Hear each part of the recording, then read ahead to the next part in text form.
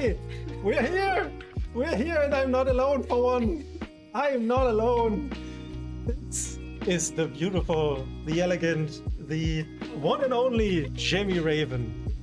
I hope that with the sounds is everything fine today, because we have like our mic is here, and let's see if you guys can hear us. Say something. Say hello to chat. Don't slap the mic, please. I'm afraid that it will make uncomfortable noises for people in chat. Will it? I don't know. You guys tell us if I slap the mic, if this is uncomfortable to you or not. Hello and good morning, and whatever time of day it is, to everyone who is in chat. Already we have Goraline, we have Jay, we have Adventure Lies Ahead, we have Gemmy Raven, who is in chat and on stream. Yes. Wow, the immersion. That is so fun. Two places at once. True. The Ettins are here as well. At least one Ettin. I'm fine with taking one Ettin at least. Or is it a two Ettins? How are you guys doing? I hope you're having a great Wednesday morning or afternoon, or just Wednesday in general. What are you drinking, by the way? I forgot. Just water? Plain old boring Plain water. old hydration water. Same for me. What are you guys doing? Are you having a morning coffee or tea? Because this is a very laid back stream today. This is just like us sitting here nerding out about bees and about our bees and about these bees and this bee, which is a bumblebee, and then there's another bee somewhere. There are lots of bees everywhere, and some real life bees. I don't know. Maybe we are getting visited by some hornets or butterflies again over this large window. The other day I posted this fun butterfly who was basically licking our window for like hours. Yeah. I mean, I'm a big fan of not having to clean windows, because I heard that it's better for the birds, because if there's dirt on the window, they see the glass and they apparently realize that it's not something they should find. So as soon as I heard that, I was okay, fine, I will just kick off cleaning windows off my to-do list forever. Exactly. So, and apparently it also attracts butterflies, so I'm very fine with that. And it makes us like punk Germans, because it's so un-German to not wash the window or clean the windows rather. So yeah, I'm happy to be a bad German in that. Happy to be a bad German. Jay has coffee and water. Amazing. You love the overlay?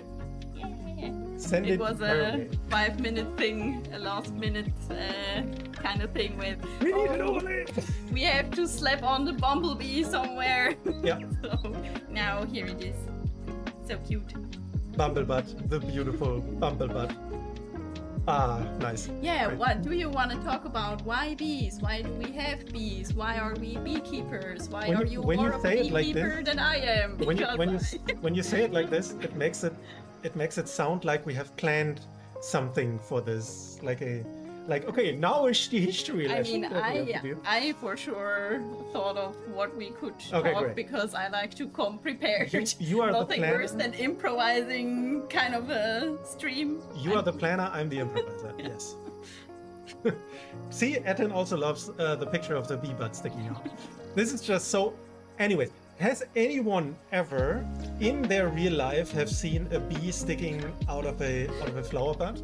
Because for me, sadly, I haven't. I've only ever seen pictures of it, but I wasn't lucky enough to see actually like a bee sticking out of a flower bud. To all the ones who don't know and who might not have read our bee supplement, because there's a fun fact in it that is talking about this, that bees, and especially bumblebees, they also sleep.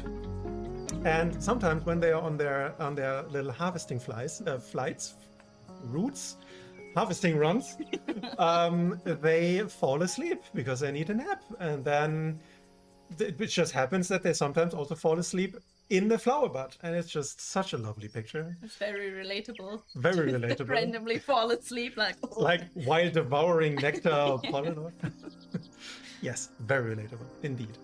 But yeah, you already mentioned that we wanted to have a little history lesson, right? Wait, the one Etten says, the other Etten had, Gallus had a pics of a bee totally covered in pollen in a flower. Wait, what is a pics of a bee? Do you know? A picture. Oh, this is just okay. Maybe the autocorrect is autocorrecting again. A pixie bee. That would be cool. I didn't think about that. Okay, there's no pixie bee in the supplement, but I wish now there would be one. You like the idea of just nodding off anytime I feel a bit tired? Honestly, yes, that is cool. Adventure Life says there's a place called I can zoom in. Let me wait. You can zoom I can zoom in. Oh wait, zoom out. No. Wrong way.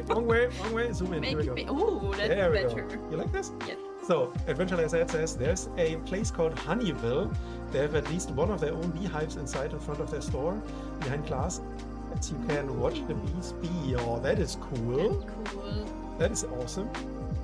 We also had, I think, was this when I was a wee lad, as people say in the UK, I think. When I was just a wee lad. I can't do the accent. We also had like open beehives in our local zoo. Oh. And I was always super afraid just because my parents were afraid of bees. And were like, oh my god, they are going to sting you and you will die from an allergic reaction and shit like that. And this, of course, imprinted myself to also be afraid of bees. And then I had to grow out of it. I had to grow up and start thinking for myself, right, before I started to not dislike them or be afraid of them, rather. But yeah, it is awesome. And you should always tell people that bees are not bad and they're also not mad.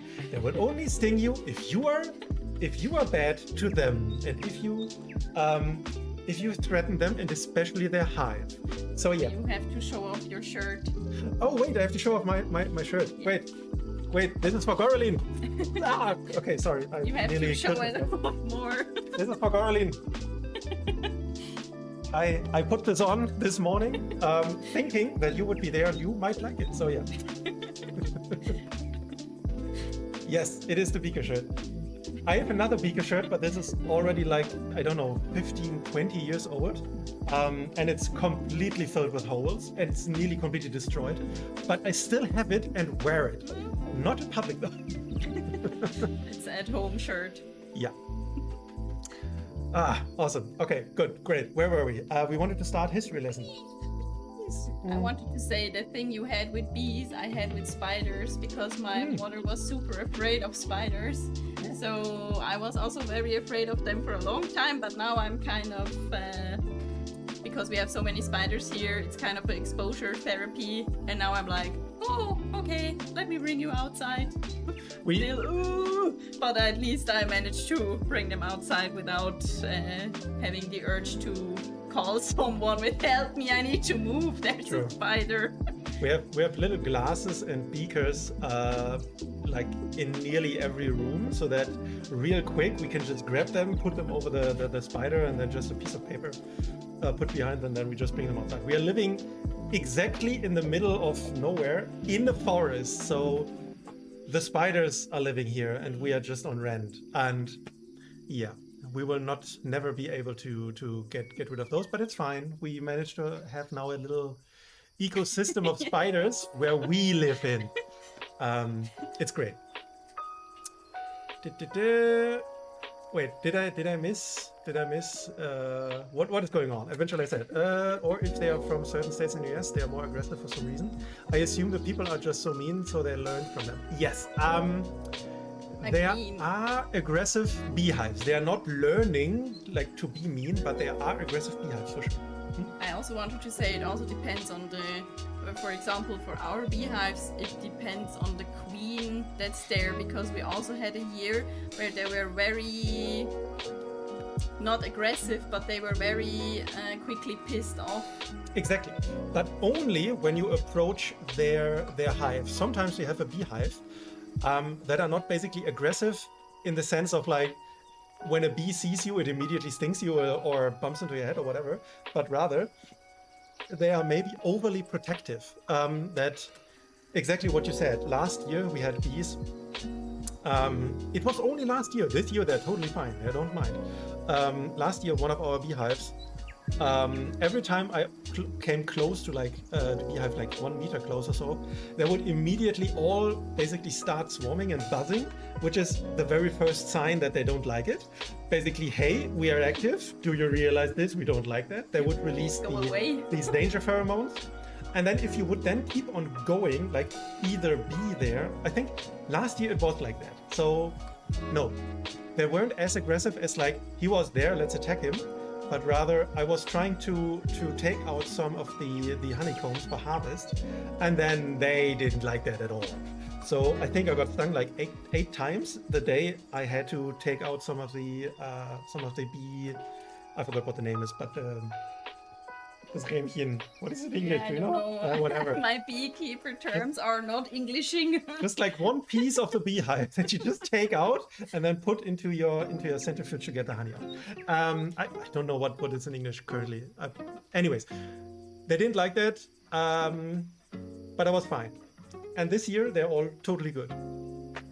If they see you, bees, hornets, and wasps, etc., have a history of aggressive behavior towards me when I am doing nothing but standing still. Wasp is another thing. Wasps are fuckers. They do not tolerate personal space.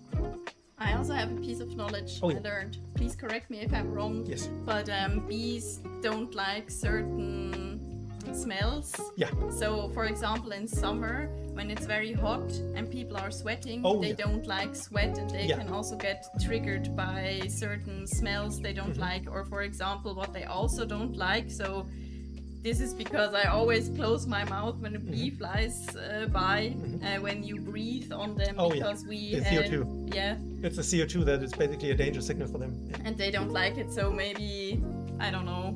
This is coming from basically the instinct to flee from forest fires, where CO2 would gather at the bottom of the forest, basically, and then basically where CO2 is, they would have to migrate up to get to the oxygen that got displaced. Yeah, honeycomb is yes, honeycomb, but whatever. Wait, what did you write? I only went on the honeycomb. You believe is what you're referring to. Okay, great. I have some in my cabinet right now. You have honeycombs? Great.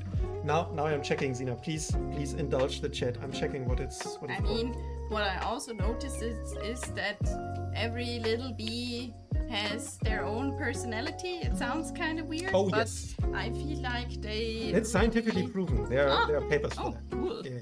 So scientifically, frame. My God, why can I? That was hard.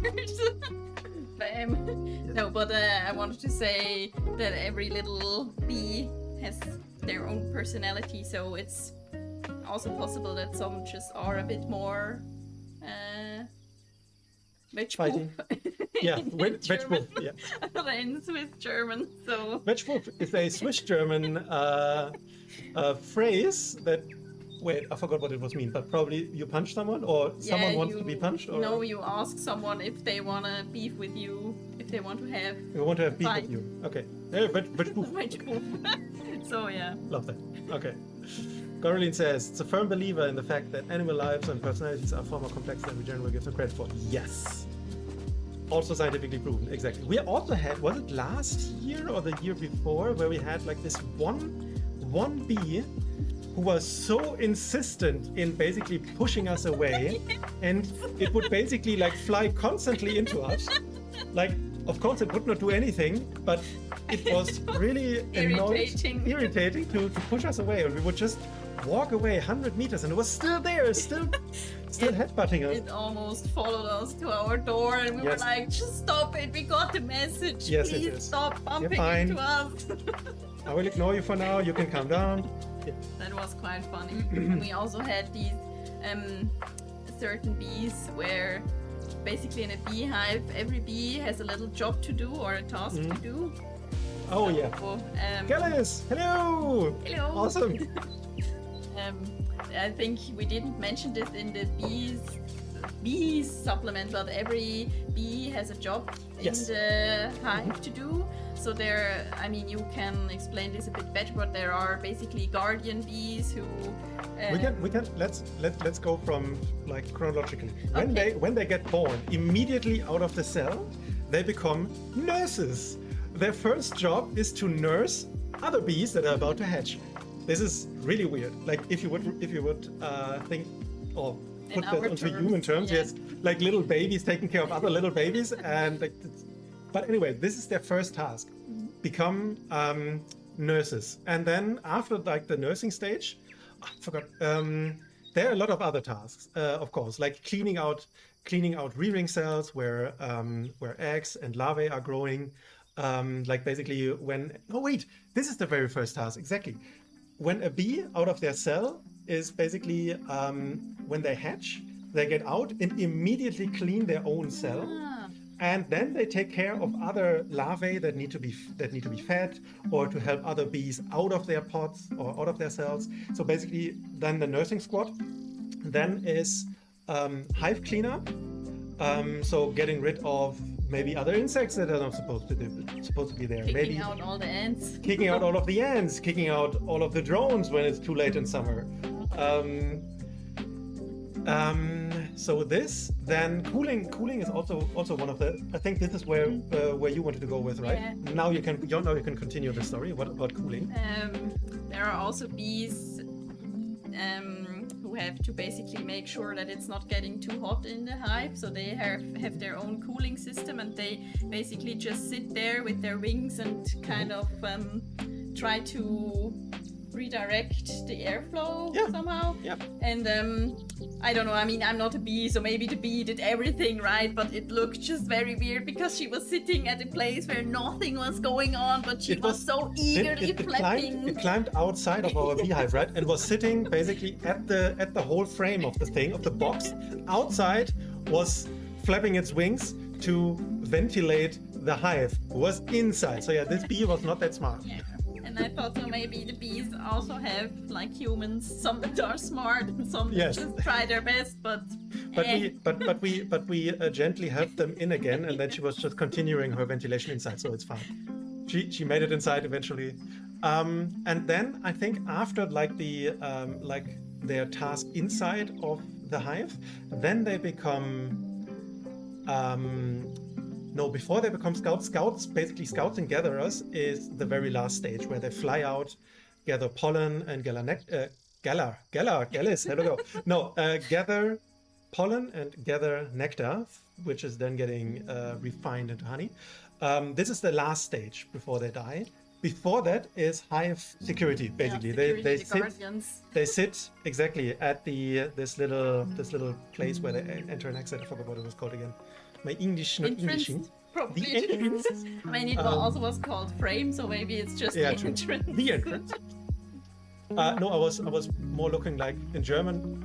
If I would translate it immediately into English, it would be the flying hole, but this sounds wrong. Yeah, this sounds. It sounds wrong. Yeah. Anyways. Sounds interesting for sure. Anyways. Flying hole. The guardians are their jobs to protect this entrance. I mean, they check every bee who arrives there. Yes. No? Yes. And then if the pheromones don't match up, there's a little exactly kerfuffle going on. Yeah. And Garoline managed to get not stung for 45 years. Congratulations, that is amazing. I hope you keep up the streak. Exactly. Like there are two rules which apply to bees, wasps, and hornets, and maybe one extra rule that is for wasps. Two rules. When a hornet or a wasp is basically checking you out, which they sometimes do, they also get close to your face because they might be interested in something, or if you have colorful clothing, maybe sometimes people, or we as humans, we don't know that, but sometimes we have UV reflective dyes in our clothing, which we don't see, but bees are like, oh my god, this color is like shining in UV so nicely, this must be a great flower. So then they will basically come to you. But you already mentioned this earlier, never breathe on them. Try to, like, if you want, put your hand in front of your mouth so that you're not like breathing too much outside in that direction, and also not like shoo them away like this. This they don't like as well. Quick movements, and especially not if they get bumped. So if you this is for wasps and bees. And one more amazing tip for wasps: if you can, just step aside a few meters, because it's their space now. It's fine. Just leave them, because wasps are known to be like, I will sting this out of a whim because I don't like their face, or because I like their steak that is on their plate, and I want to have the steak. So yeah. Anyways. Yeah, we also considered this for the designs in the bee supplement, so that the wasps are the ones who are. Oh, the wasps are the idiot. Like not idiots, but these are like bandits from Borderlands. These complete crazy people. Yeah, we can go there eventually later when we have a look at a few entries. We still didn't talk about why we have bees. Right. Don't know how long we're streaming, but it's been a very long intro. Well, I don't mind. Wasps are unmitigated a-holes with wings. That is very true. I couldn't have said it better. Very fun meme, I think, or drawing where someone explains the difference between a bumblebee, a bee, and a wasp, and it's like the bumblebee is, oh, poof, I'm so sorry. Oh no, don't mind me. Woo! And the wasp is like, did you look at me? Come at me, bro. I will finish you. I mean, yeah, exactly. I put a lot of fun little, also meme ways to say a few things into adversary feature names and such like that. Lots of funny things over there. Exactly. How are you guys feeling in chat? Are we boring you already, or are you gladly listening to us nerding out about bees and stuff? Beesons. Did you drink? You should drink. Yeah, I also have a little bit of coffee left. I forgot. Okay, great. Wait, how many? I totally have no clue how many people we have currently in chat. Oh, I can also. No, I don't know if I can check this. We have, I don't know, whatever. Oh, it's here somewhere. The board view. Because we also have prepared. To like basically a giveaway. We prepared 2 discount codes for our bee supplement just to celebrate it. Let's see. We will give them out later. I don't know when. I mean, we have some dice here. We can, the original Daggerheart dice. We will roll and see who wins some discount codes. I don't see it here on my phone, but it doesn't matter. It's fine. We have all the people we need. We have another fun fact in chat. Oh, another fun fact. Yellow Jacket are predators of bees. I learned that from a player when we started a campaign for it. Campaign frame I need to back to working on, and 2/3 of the players chose to be bee people on their own. Oh god, nice. I mean, yes. Hornets also sometimes go for bees. Not in Europe though, but I know in Asia, hornets also eat bees. They hunt them, but bees have a protective mechanism of that, which is also a fun fact in our bee supplement. The Asian honeybees have a tactic where when a hornet is basically scouting the hive to see if there are lots of juicy bees, they basically swarm the hornet, form a dome around it, and then they start beating their wings real quick. But what they do is they hold their wings so that the wings are not actually flapping, but their muscles that would flap the wings are still trying to do that. And by doing this, the muscles are basically heating up because they can't get cooled down. The muscles are heating up, and by doing so, they produce, I think, like 40 degrees inside this little bubble, and they basically literally cook the hornet to death because the bees are more heat resistant. So they will not die because their heat resistance is basically 1 or 2 degrees higher than the temperature they produce. But the hornets can't stand it. So yeah. Quite clever. Yes. Murder hornets too. Yeah, these are amazing. Exactly. But also, at least in Europe, hornets are also great. They look very terrifying, are very loud, and are very huge, but they are so nice, very nice, and they are. I think is it venom or poison? I always mix them up. But, I think the stinger venom maybe someone will correct me. Yeah, I looked it up, they but I are- already forgot it. They are 20 times less potent than bee venom, even though they are much bigger than bees. But a hornet sting will hurt less, at least like from the venom. Of course, it will leave a bigger hole because of the huger stinger. Huger stinger, wow, the bigger stinger. I'm in German, if you can't tell. Yes. Oh, Anyways, why do we have bees? Why do we have bees? Oh, God. Who decided to have bees? Oh wait, this was me. Wait, was it? No, I asked think you. because you always put honey in your tea, Yes. and then you were like, instead of buying a shit ton of honey jars, Yes. we could also try to have our own bees. Let's make it And ourselves. then I learned, because I didn't know that and found that quite shocking, but in hindsight it was not that surprising, honestly, that there is also fake honey out there. These, in Germany at least, there are these kind of things, These very these these squishy, squishy bottles where it's just like very runny, very translucent honey, so syrup like. syrupy honey, which is not real honey. And I think in the US it's even harsher. Azu's a honey addict, yes, and decided to get high on his own supply. Yes, not wrong.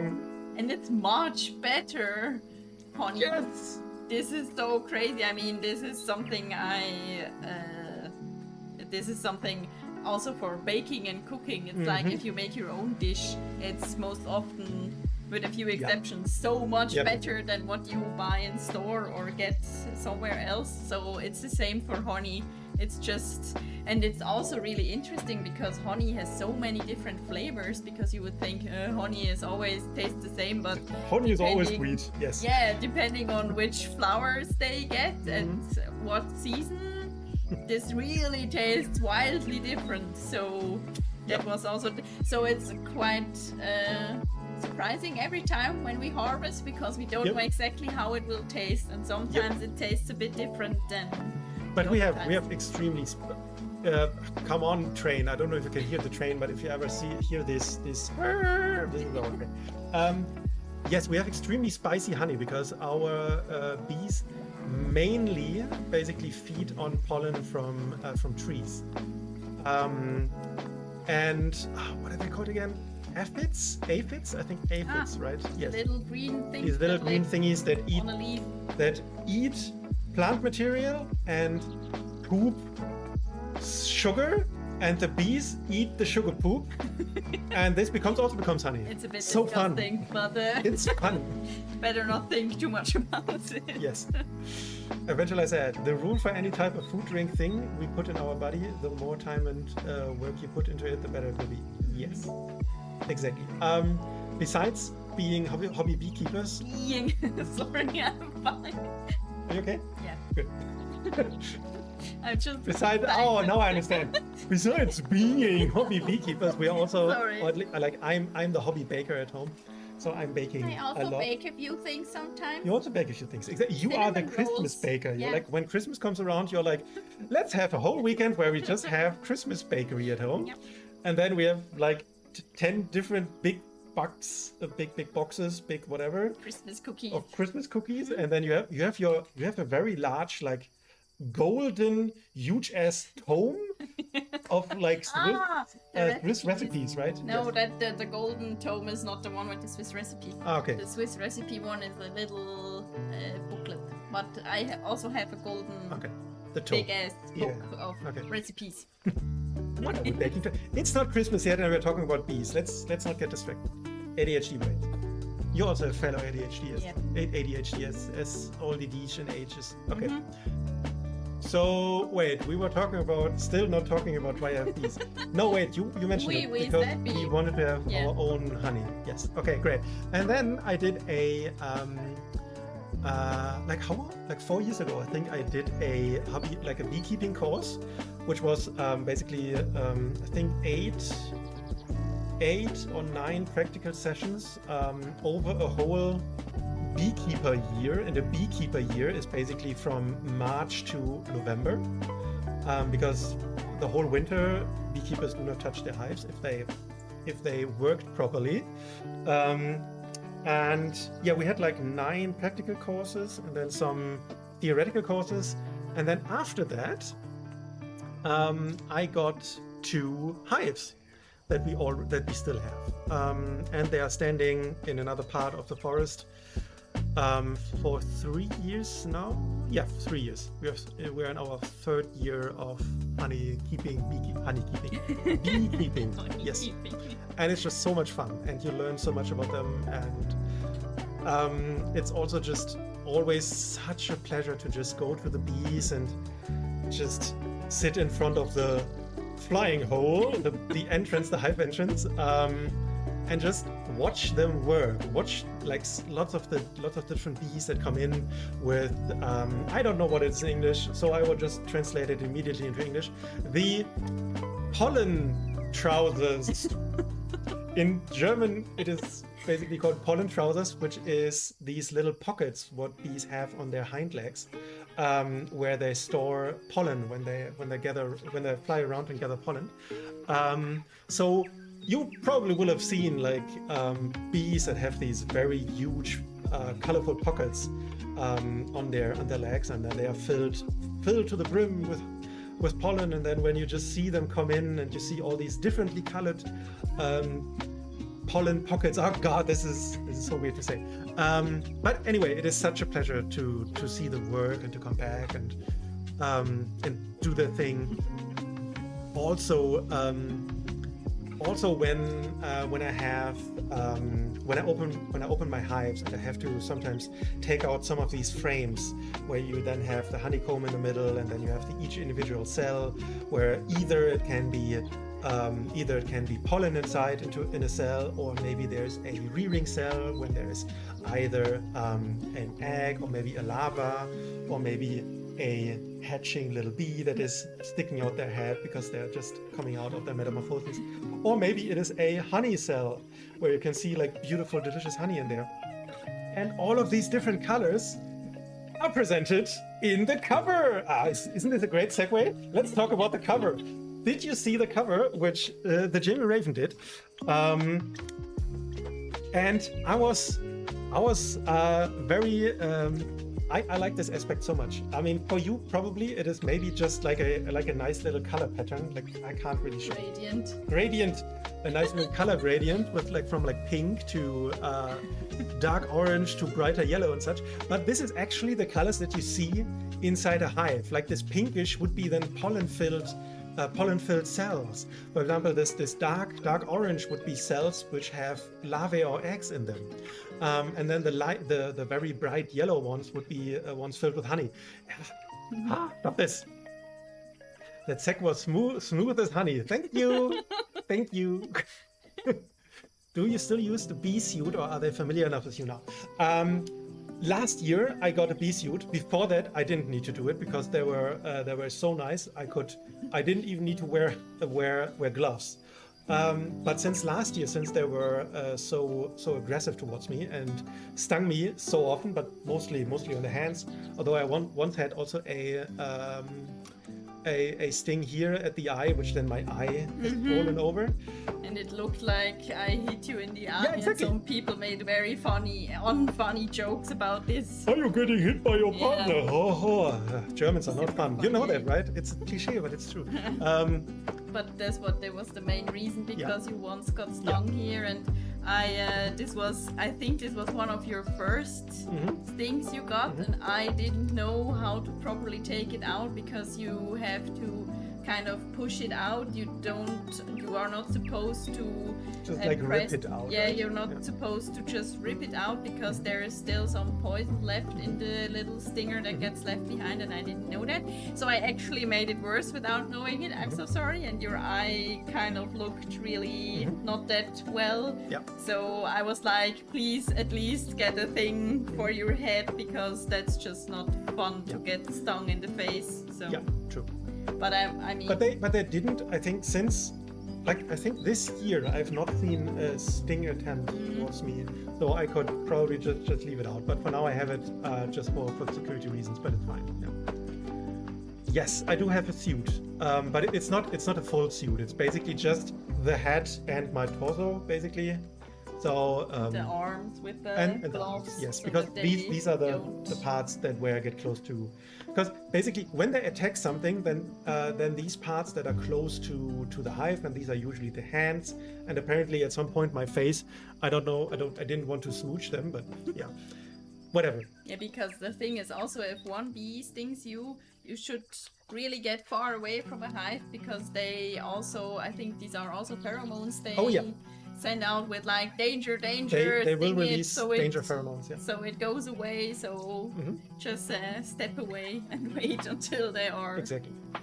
calm again. But I mean, Yeah. we can. Okay, before we, because I want to show off a few things. We already talked for 45 minutes. Okay, we are not on for 45 minutes, but But we're whatever. two people today, We're and two I'm people always interrupting you. So, that's fine. It's perfect. and I mean, you also You are doing feel- great, by the way. You You are like also- so excited and Yeah, afraid and nervous. Yeah. Like and also everything. Brought my emotional support capybara. Oh. I also have a little emotional support thing over here, which I've not shown on stream yet. Where's the camera? I've not shown on stream yet, but this is my little. Do you know what this is called in English? Crochet. Crochet. Here we go.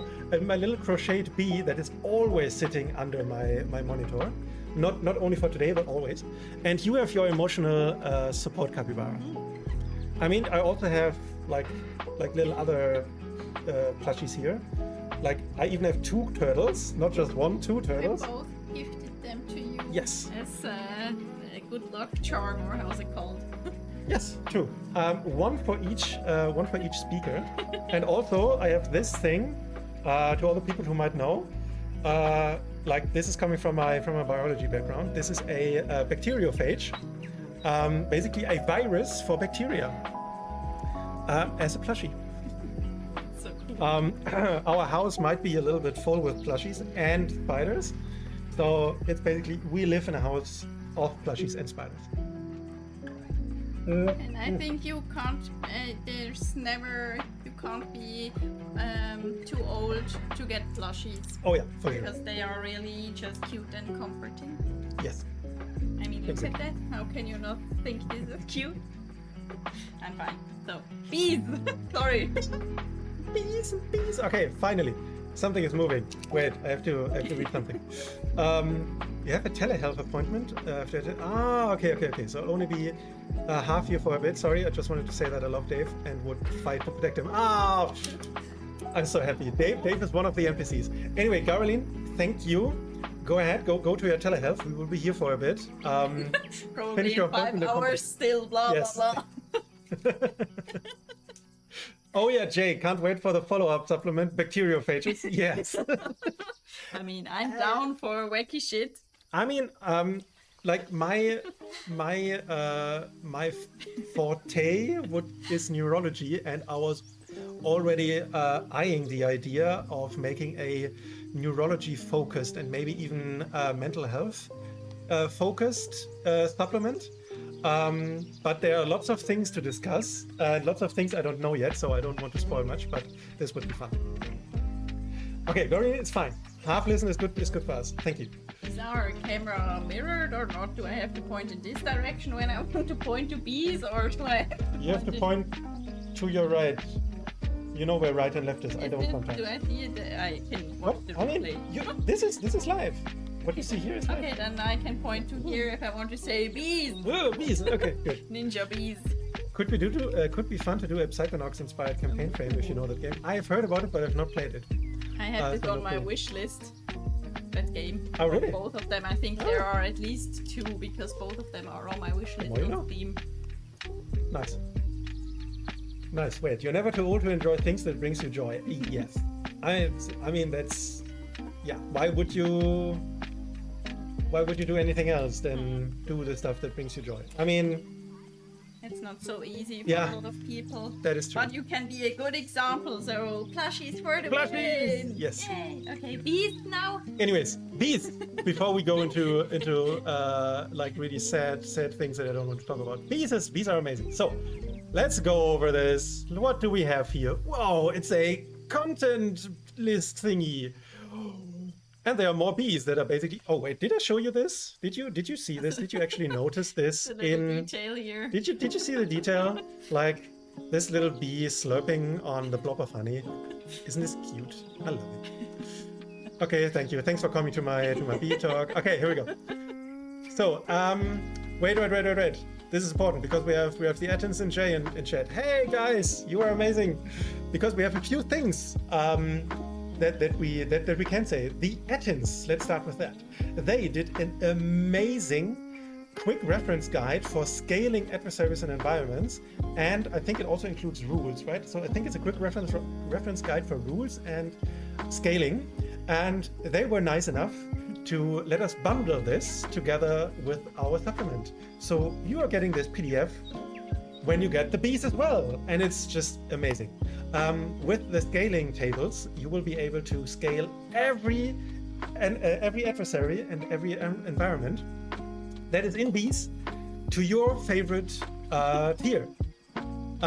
So for example, you might have seen that there is an adversary called Randall the Vandal, which is a giant ass honey badger, tier 2, but this can also be a tier 4 adversary, and then you have the tables for that to do that. So thank you again, Attens, for letting us do this. And Jaybird helped us a lot with some counseling and advice when we weren't sure about certain traits, or maybe some things about the Stabriel. Exactly, Stabriel was one of these things that we weren't sure about. So yeah, they helped us immensely with a lot of advice. So thank you very much for that. Just wanted to give this out here as well. It's also in the book. The booklet. Okay, great. So yeah, but this is boring. Did we show this already? What is inside of the thing? I don't think just so, real quick, but you guys. can make it real quick. It's basically a little world you're getting with this PDF. Yeah, so exactly. A little world. You came up with lots of lore as well with the honey magic. So yeah, I mean, I don't have to go. We will go through the chapters as well. And look, we know this guy. Our friend. We know this guy. The guy is up here. Wait there. Do we want to point out the gray wings, or do we not do it? No, please don't. Affinity and I. Wait, Gallus is here. Maybe Gallus and you can exchange some affinity knowledge. Maybe I can post it on the Discord. Yes. Because yeah, sometimes affinity does things, and I'm like, why? So just please continue. Okay, I continue, and we'll ignore this. What is also here, guys, which I'm very proud of, because this was the very first idea that we came up with. We didn't want to just have a collection of adversaries and environments. We also wanted to bring real-life lore into the mix, because we are hobby beekeepers. Did we tell you already? And we had so many cool fun facts to share. And that's why we wanted to also include these little tiny boxes where we share the fun facts with you. So throughout the book, when you see this frame, there's a cool little tidbit about the world of bees and nature in it. Not always about bees, but mostly about bees. Yes. You also have your funny little illustrations throughout the book, which are amazing. Whoa, look at this cool robe. What is this? It says Miel's robe. What is Miel's robe? We don't know, but it might be one of the items you can get. Specifically, an armor piece which is in there. I think, would it be fun to show off what Miel's robe right now is? Space bees? Yes, space bees. Wait, is this working? It is working. Should work. Wow, you're amazing. Yes, wait, where is it? These are the links, primary weapons. Where's armor? No, it's down there. There. Did I miss it? Okay, great. Here we go. These are the 4 armor pieces you can get, and there's Miel's robe, which is an elegant flowing robe that swirls like honey, Miel's favorite piece of clothing. But who is Miel, you might ask? Now I would want to skip up to Miel, but real quick. Miel is an NPC, and she's a Mellomancer. Mellomancers are basically honey magicians. Wizards and sorcerers that do magic with honey. Well, there's a whole lore blurb about them in the book. Yeah. So you can be both. You can have this innate honey magic, and you can learn it, because that's the difference between a wizard and a sorcerer, right? Yes. Because I never knew it, and then I looked it up, and then I was like, wow, now I know finally the difference between those. Anyways, Also, thank you so much, Attins. I think you did this as well, and I saw it at your place that you gave for your armor and weapon pieces, basically already the scaling for each tier, so that people can immediately take this robe either in tier 1 or tier 4 and have all the stats for it. Great addition. I love that. That's why I did it here as well. So, Miel's robe is occasionally sticky. When the wearers are needing to mark HP due to an attack, they can do a reaction roll using their spellcast trait, and then they have to check against the attacker's difficulty. And on a success, the attacker gets a disadvantage on the next attack roll because the rope basically is spewing out honey that makes them get sticky hands inside. I like this. It's basically a little bit of a protector's caster rope if you want. All right. Scroll alert. I heard some people don't like it when you scroll on screen. Oh, I'm sorry. So I will. it was a scroll alert. I will scroll a bit. I'm sorry. Okay. I probably could have written down a few infos of at which pages are what things. I'm sorry. I will from now on will give the scroll alert so that you guys can close your eyes if you don't like that. You like the tiering. You appreciate the tiering of the gear. That's great. I'm going to have to take a note or two from that. Go ahead. I took notes from the Attins as well. All right. So Miel's robe. Now we know what it is. There's a little scaling information that the Attins gave us their tables, and then we come to the world of bees, because I also wanted to bring a new kind of.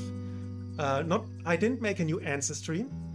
Because I contemplated this, but I have to say, once again, Attins, you did already an amazing job of adding a insectoid ancestry to the game. I think it is in Bugs and Bramble, your second or third heartbeat issue. You can correct me on that, but in one of your, it's your last heartbeat volume. With all of the insects and such. There you also introduced the insectoid ancestry, and it's already perfect enough for me. I didn't want to make a new one, but I still wanted to bring in basically a faction, and we call them the Apocrits. The Apocrits are a group of giant bees, wasps, hornets, flying ants, butterflies. They are not humanoid, but rather giant versions of them and more civilized. They have their own language. They still use also what bees in real life are using, this pheromonal communication. But where real life bees can't talk, these guys can, but don't need to, because they can also communicate via their pheromones. Fun fact, which is also on this page. The word apocrits comes from the subgroup the Apocrita, which is exactly the real life lore name for exactly this group of bees, wasps, hornets, flying ants. That's where the name is coming from, if you were looking for that. But I mean, you have the fun fact on there, so why wouldn't you read it as well?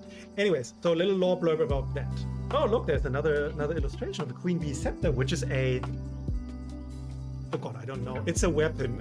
I forgot whether or not it's a primary or secondary. It's shooting. Right. This was it shoots out the bee. I drew a little bee in there, so it shoots. But do you remember? Is it primary or secondary? Why do I not remember?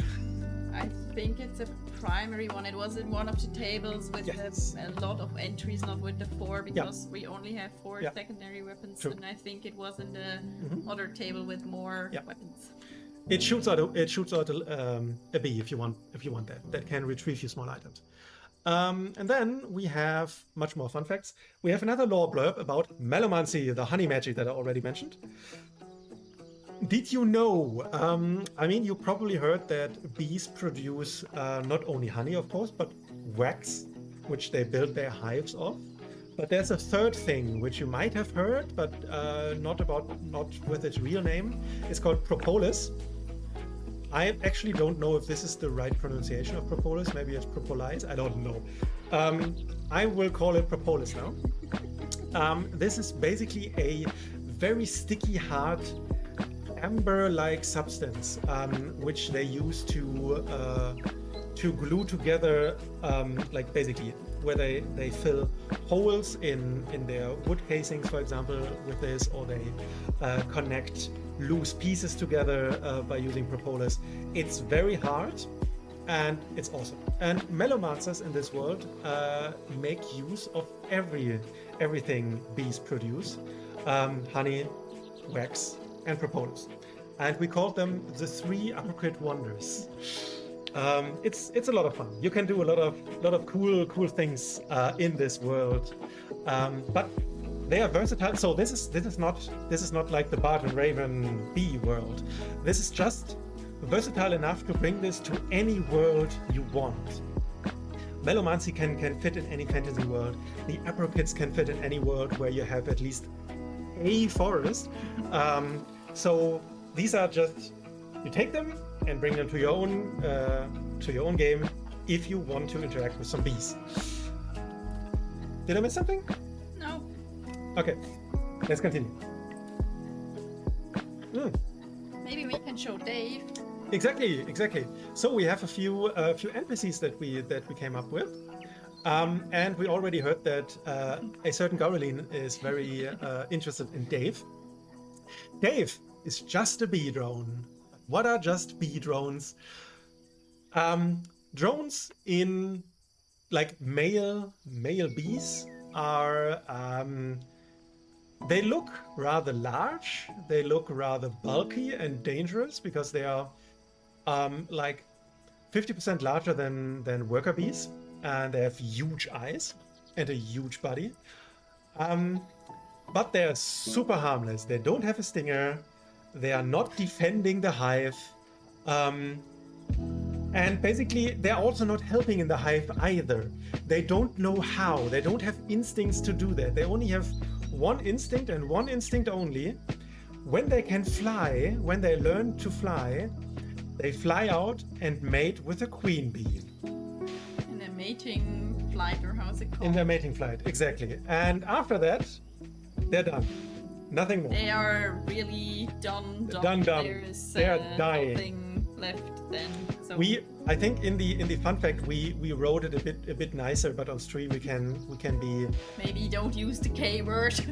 Okay. I'm trying to. But so when a male bee is mating with a queen bee, this sounds like I'm giving you the talk now, but trust me, it's different. When a male bee when a bee drone and a queen bee are mating, their mating organs are basically they're exploding because of the force that the drone ejaculation is putting onto all of the organs.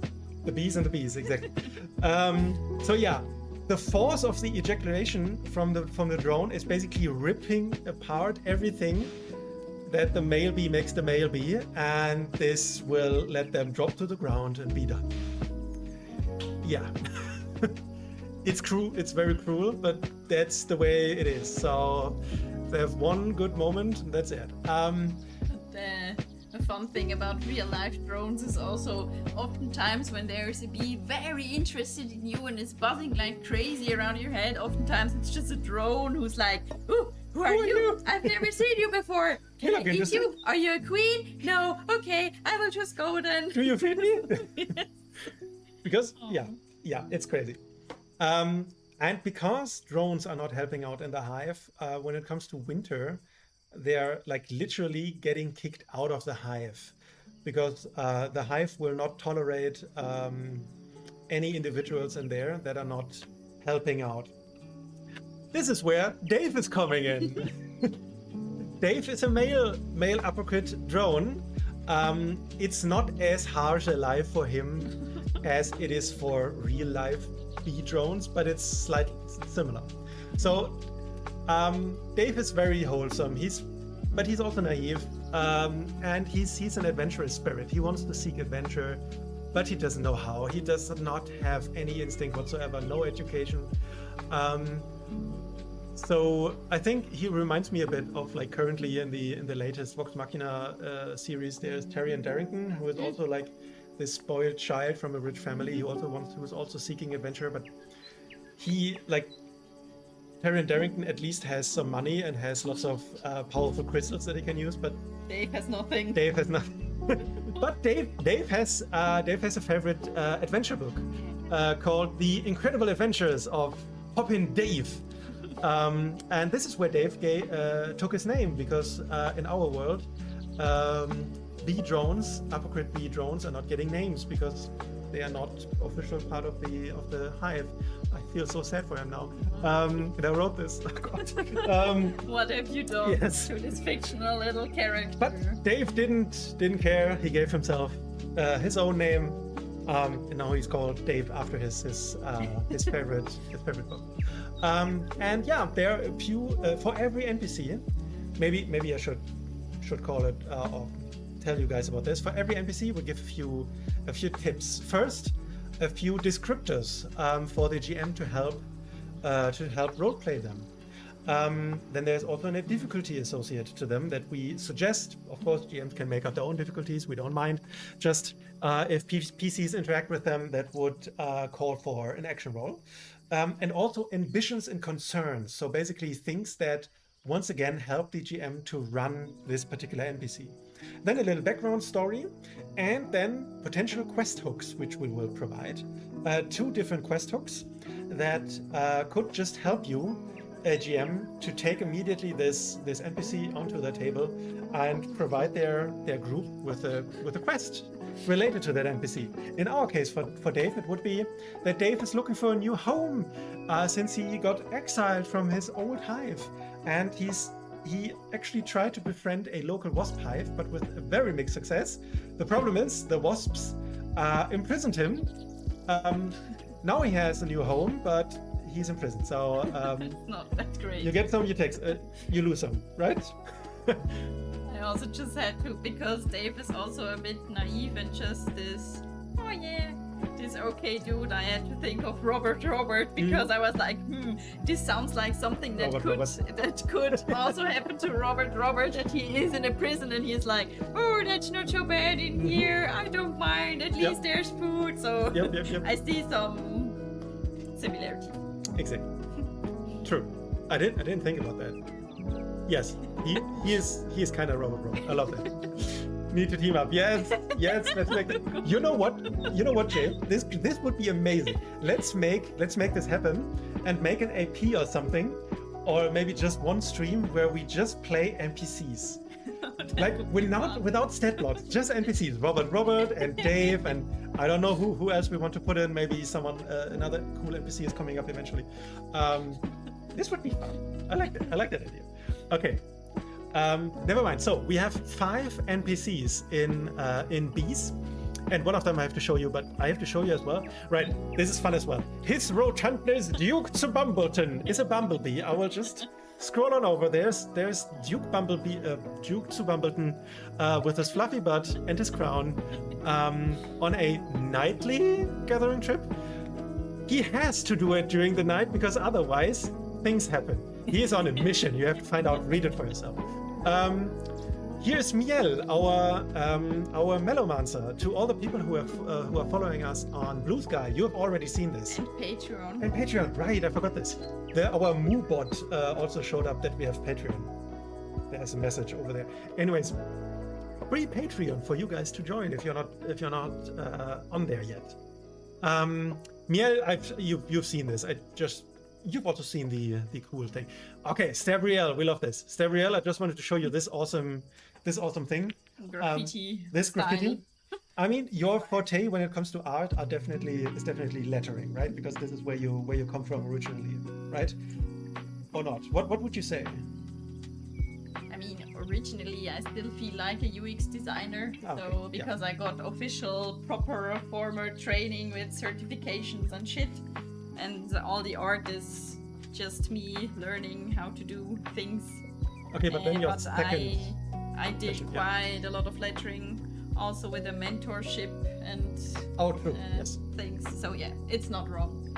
But I'm not a trained lettering artist, so it's more self-taught lettering artist. Yep. All right, so Stabriel, I just love this name. Sorry, I love really stupid puns. If you can't tell, Paul. Robert. Stabriel is a ex-wasp scrapper of the Bleeding Buzzers hive, and the Bleeding Buzzers are like a hive of wasps, apricot wasps, and they don't care. They are super scrappy. They are bandits. There's they're scavengers. They have no morale whatsoever. They will kill just for the fun of it. And Stabrielle at some point didn't want that anymore. She is still all about stabbing, don't get me wrong. It's in her... It's they, sorry. They are all about stabbing. It's in their name, after all. But they also want to do good in the world by stabbing the right people. And one of the potential quest hooks is also that Stabrielle's sister, called Smashly, I'm really sorry, and I'm not sorry about the stupid puns. I mean, they are very memorable, the names. Yes, true. I mean, you can't say anything negative about Tadpole. True, yes. So this is the same kind of... And I mean, I quite like the idea that all of the members of the Bleeding Buzzards always have these stupid pun names, which go down to like Killmonger or whatever, like Stabrielle and Smashly. Yeah. Anyways, Smashly needs to be... Yeah, Smashly needs to get rescued out of the hive, or basically taken out. She needs a little help to get out of the Bleeding Buzzards hive, which is so much fun. All right, but besides quest hooks, we also provide adventure hooks. I mean, these are probably great if you have no idea where to start or just maybe also a bit overwhelmed because it's quite a lot in there. I think this is a great place to start because there are 4 ideas we provided with the environments that could work in this setting, and the environments also have potential adversaries for each tier, so it's kind of a starting point. You can start with the adventure hooks and then you can build up from there, basically. You know what is fun? That's exactly what Sina suggested we should do at the very beginning to help people. What do you do? How do you start when you get this supplement? We're now more than 1 hour in, and this is how you start when you get the supplement and you are thinking of introducing all of the things to your table. To be fair, we could have put the adventure hooks before the NPCs. So from a starting kind of standpoint, maybe that's a it's a learning for next time. Yes. But at least, I mean, you can also start with the NPCs and you have more of a story start, but here you also have the environments, and the environments lead to adversaries, so yeah. Just very short adventure hooks that with a little premise what the adventure could be about, and then potential environments attached to it that are also provided in this supplement. You can see it yourself. Oh wow, another illustration, look at this. I mean, we've also prepared like a little slideshow with all of the illustrations. But I mean, that way you can see the illustrations too. This is the Queen Bee's staff, which is also a primary weapon that you will find in the book. I really like how you see, because you explained this to me, all of these starry veins, this is basically flowing honey throughout the staff, and you can see them like basically come out of the staff here at these angles. I like this so much. And in my mind it's kind of like this swirly thing happening, so it's probably a wooden staff that just either grew that way or somebody formed it that way. That's kind of twirly and looks a bit like a candy cane with the shape. But I thought that it is infused with honey in the middle, that there is kind of this... I'm not that good at explaining things, but in the middle there's this honey flowing. My chair moved. Sorry. There's this honey flowing, and it's kind of shooting out at the top when you want to cast a spell. So basically, honey is coming up, and then because this is a far-range weapon, maybe you're basically like shooting blobs of honey at your enemies. It's fun. And you can also fly with that thing, so it has little wings. That's why there are wings on it, exactly. So you can probably, like Mary Poppins. I think Mary Poppins was a unconscious influence, because I'm such a big Mary Poppins fan. So probably Mary Poppins influence, that you can just hold the staff and whoosh, fly away. Just as a quick disclaimer, I just referenced a Guardians of the Galaxy movie, but I've watched both Mary Poppins movies. I love them as well. The Athens also had a great point. We could go back and forth on layout of things, then still question everything. Yes. Yep. Yes. I'm also a bit afraid of looking at it now because I'm sure my brain that's now a bit more rested is like, what did you do there? That looks wrong. So maybe I just don't look at it. You know, yesterday when we were going through the final layout, you were like basically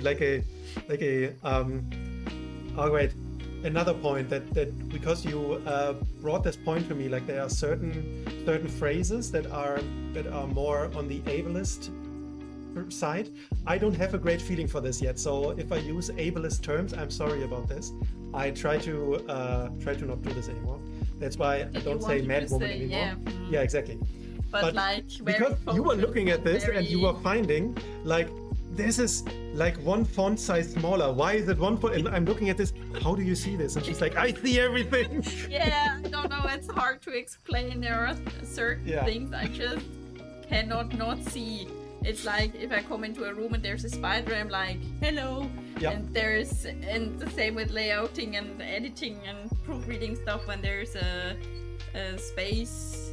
Too much space between words or the font size is not exactly right. I just see it somehow. Don't ask me. My brain is sometimes working in wondrous ways. You have a great brain. Yeah, it's very active most of the time. Like now, it's what we were talking about? The art. The art stuff. Oh, I should point over there. Sorry, it's on this side for us. So. This art you might also have seen. It is the B-Day cake. This is what we already gave out as the freebie, the mini freebie supplement that we gave out for the first Daggerheart birthday. Yes. Exactly, where we provided the birthday cake, which is an item that is also in. It's a consumable. It's a consumable that is also in the book. And we put it to you as well. There's even another bumblebutt sticking out. Oh, remember, did you see this, guys? There's another bumblebutt sticking out. Isn't this amazing? Wouldn't you also want to be like stuck in a cake with your head? This would be fun. I would. Yes. Anyways, we're coming to our environments. This is the birthday environment that if you got the freebie, you got it as well.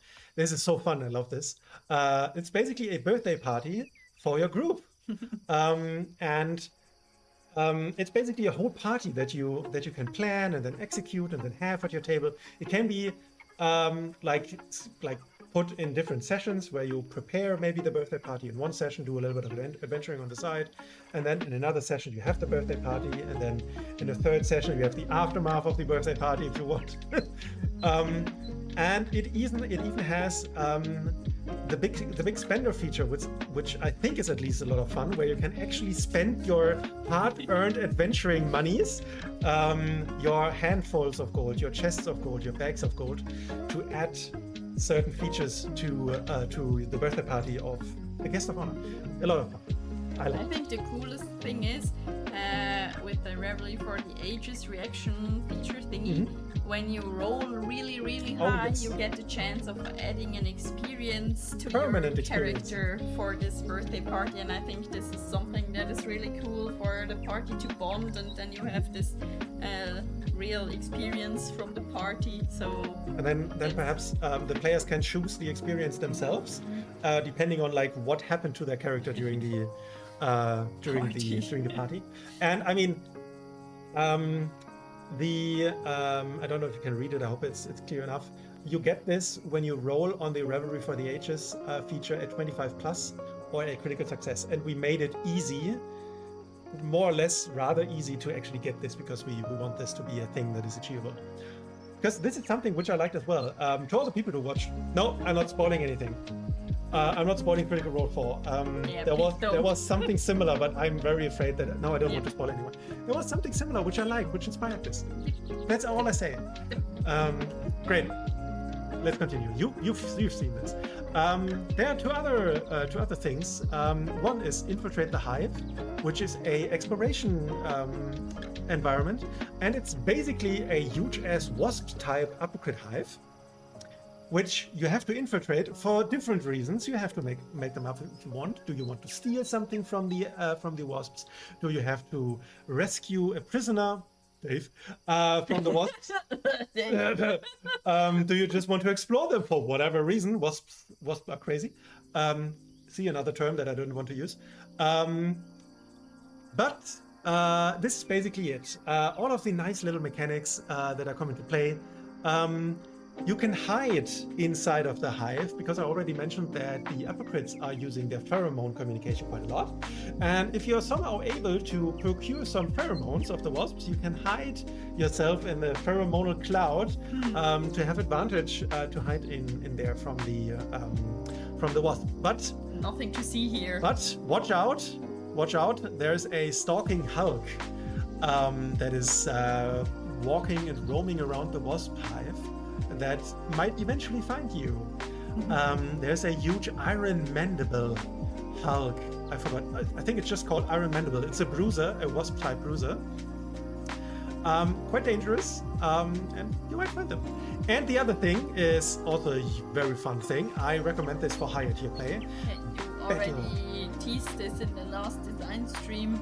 Battle of the Hives, right? Yes. You and Jay were talking of maybe making a beat. You're right. Justice for Dave. You're right, eventually I say. The Battle of the Hives. I've shown this in the on Monday. Exactly. This is the one. Then I don't have to talk too much because all the people that are here have seen it. But just real quick, it's basically a huge ass aerial battle between rivaling apocryt hives. Whole groups of colonies fight against each other. It's a lot of fun. But yeah, I teased this already. I like this a lot. But then we come to something. Flight of the Rumblebees. Nice, yes. We are introducing something that is not there yet, which is kind of similar to the global environments that the Ettins are doing for their heartbeat issues, but we call them adventure environments. These are environments that are spanning multiple sessions, even whole adventures if you want to. Because the mechanics that are in here are basically not referring where a environment is more or less referring to like one scene or maybe multiple scenes. These ones are basically going over different sessions, go over whole environments that are coming to play that you can refer to and come back to. So many puns, you love it? I love it too. There's so many puns in here. And the first adventure environment that we are giving you guys is the Hive Nursery, which, did we tease this? We teased this, right? Maybe you can scroll. I can scroll a bit. Eggs. The eggs! Maybe we can make a poll. Which egg would you pick? Should I make a poll and you do the... Should I? Yeah, you do the poll, I do the talk. Yes. I will test if I can make a poll on the phone. Very interesting. Let's see. We're learning Twitch today. With the Hive Nursery, this is basically the nursing home of the Apocryt Hive that you might be visiting during one of your adventures. And in there, you will be able to help out in the Hive Nursery. And if you want, you can even raise your own Apocryt mount. And this is where the game mechanic is coming in. You can choose one of these beautiful... You can't? Yeah. No. It won't let me make a poll on the phone. You talk, I write. Sorry, I didn't. I was about to start. Which egg would you choose? Yeah. So at first you have to choose an egg. Did you already explain this? Go on. I can't multitask. Just do it. So, okay, it's basically inspired by a real life hive. Because we already mentioned at the very beginning an hour ago that in a real hive there are also tasks each bee has to do, and on top of the list here are a few tasks you can do. And if you want to bond to your own apocryt, you can do this by first choosing an egg. You can also roll a d6, or you can just choose one. What are you doing? What are you doing? This is the first time I'm doing a poll. Okay. It's on. The poll? The poll is on. I can vote, yeah. Because I would probably choose a hornet just because I find them so really cool and big. But yeah, you can choose one of your... You can basically choose your fighter. They don't have any mechanical differences. It's just flavor. And then if you go to the next page... Choose an egg, put it in a rearing cell. Yeah. And then you have to go through the different stages of the maturation. Where it all starts at the egg stage, of course, where you have to secure and protect the egg in a rearing cell. This is a lot of things to do. You will roll some action rolls to see how well you do. When you do good enough after a long rest, a larva.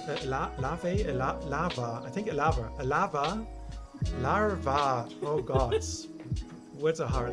A larva is hatching. And then you have to provide uninterrupted feeding of these larvae as it is. What are you doing? I just manipulated the pole. I didn't want to vote 2 times for the order. Oh, great.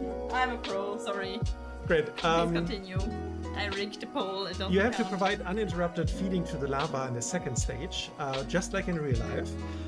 These larvae are getting fed until they are thick and ready for the education stage, which comes next, because you have to prepare your larva for the metamorphosis stage, which is very scary. They have to metamorphose and basically go into this rigid state and become something new. It's so scary, but you can prepare your little protege to that. You have to train them and teach them the ways of the uppercut. Yes. I also included a little thing nobody will ever notice, but one of the books has a little H on it for honey. Oh. So because I thought they need to learn about honey, Yeah. all the things Oh, about for honey. sure, definitely.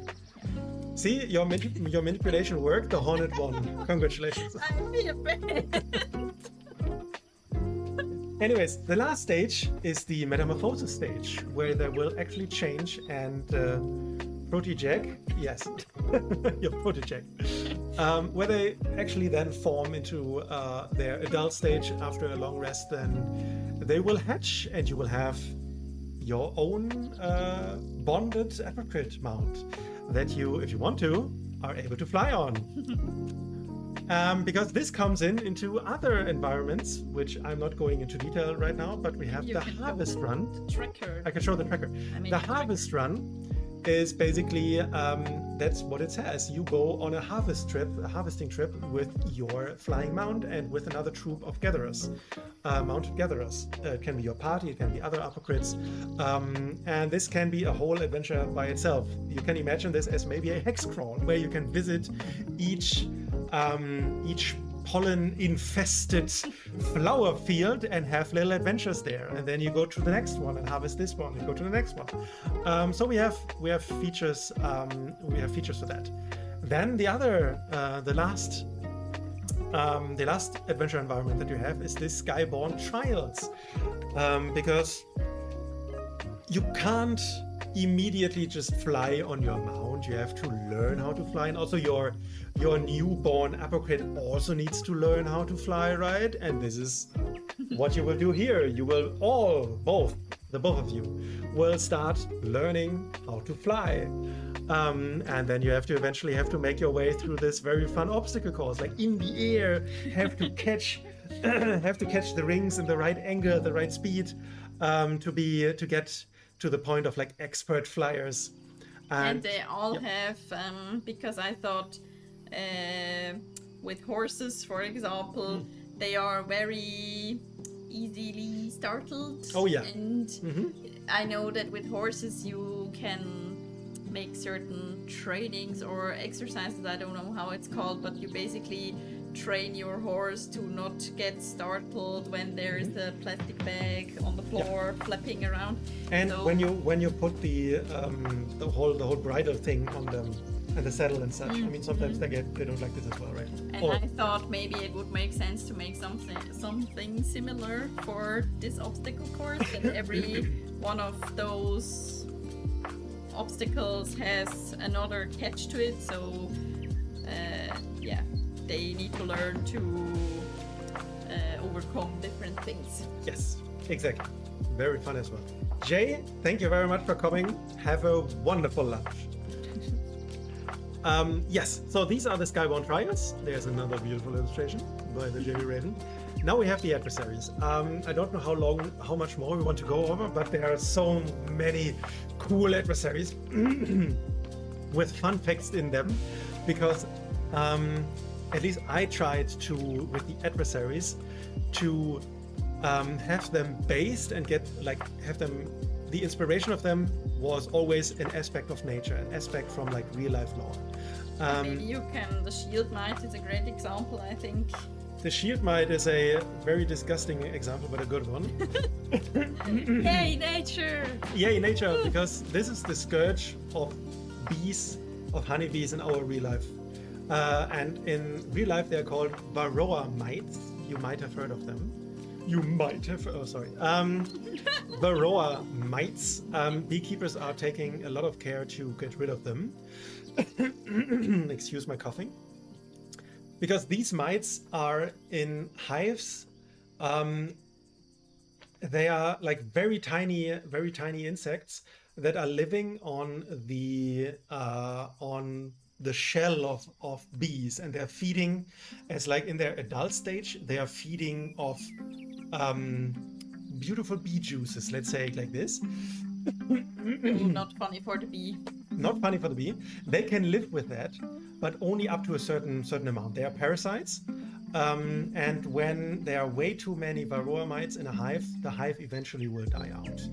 And what they do in real life as well, these mites will place their eggs inside of the rearing cells where new bees are coming out right before metamorphosis, right before the cell is getting closed off and the fed larva is going through metamorphosis. They place their eggs exactly inside, so that then the little tiny mite larvae are also feeding off of the bee larvae. It's disgusting. And we made a little thing of that. We called them here shield mites, where a shield mite might lay an egg into a PC's pouch, and the egg might also hatch and then nibble on the PC's life essence.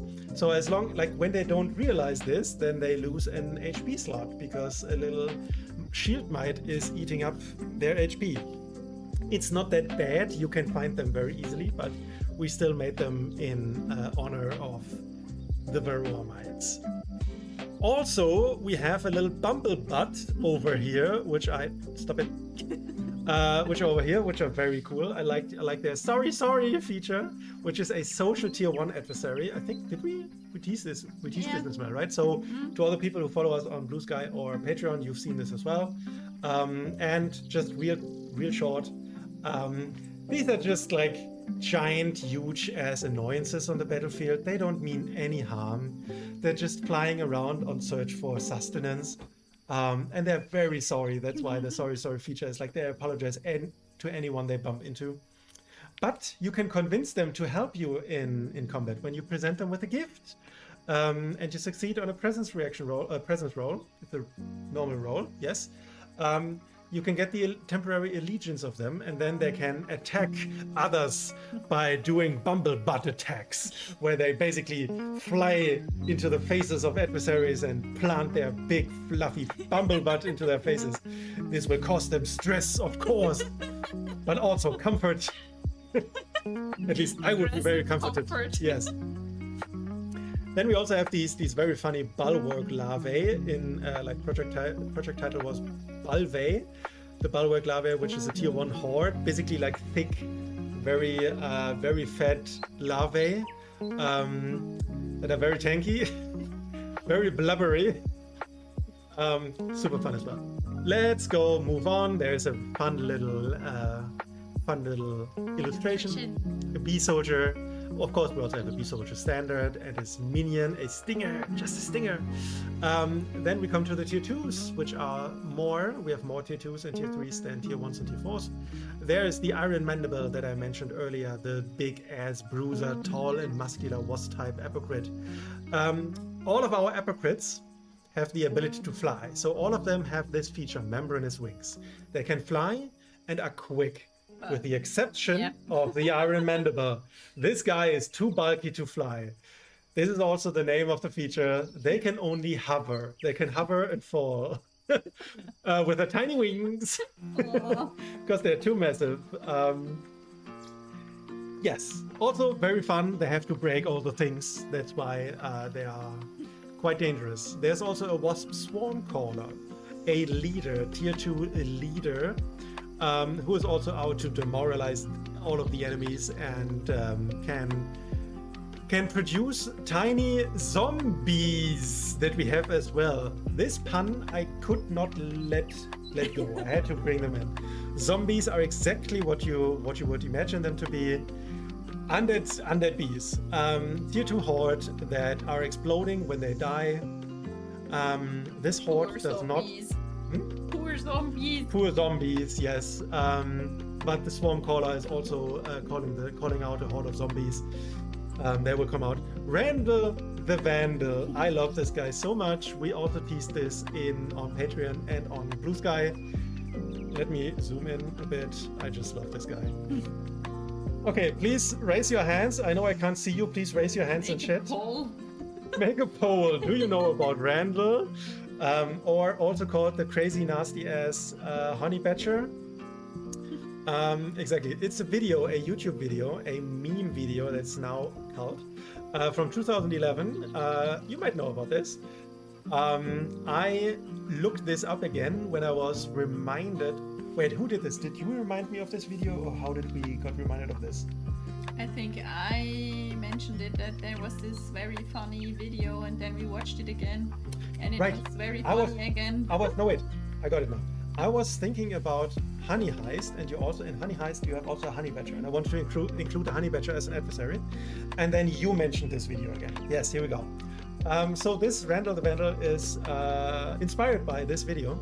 The name Randall is coming from the narrator of this video, who is basically like, who is this nice English dude called again? Who is also narrating David Attenborough, like David Attenborough style, but in a parody style. He narrated this video of just like a honey badger, of a honey badger's life, and he termed, or he coined the term, honey badger don't care. And that's why I also had to bring this in, because honey badgers are amazing creatures.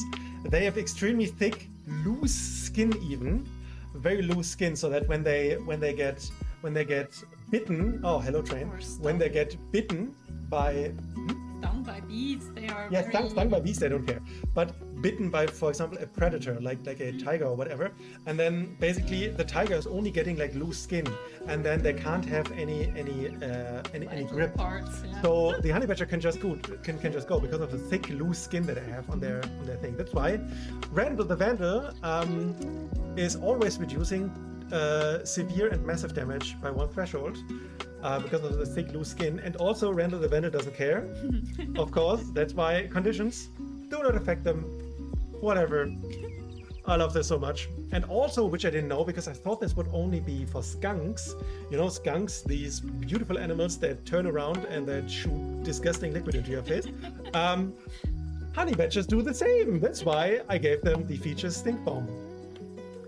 But of course, would you go over honey sensor for us while I drink a bit and soothe my voice?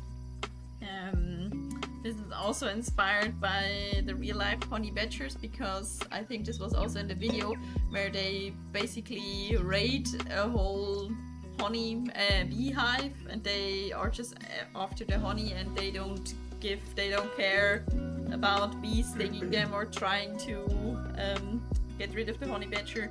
So you made honey sensor where he gets reinvigorated when he gets honey, and then he hits quite hard afterwards, which I find very funny. Yeah, it's a fun little mechanic for the players to make use to get rid of Randall shortly, but beware to get away before he finishes eating. I mean, there's also the jar of honey consumable. There's the jar of honey consumable, yes. So maybe if you have this, you can point at his head, because he doesn't care and it doesn't hurt him, and then you just run away. And the admins had a good point that Dave would probably be best friends with the honey badger. Awesome. I'm so sad already, because I think I could have like a whole stream where I just go over the adversaries and say what the real life inspiration was for that. I mean, we can always do it in stream. If people are interested in that, yes. We could do that, because I wanted to ask if you want to show something, maybe the new downtime move we have at the end. Should I? But I want to go over a few adversaries still. Can I?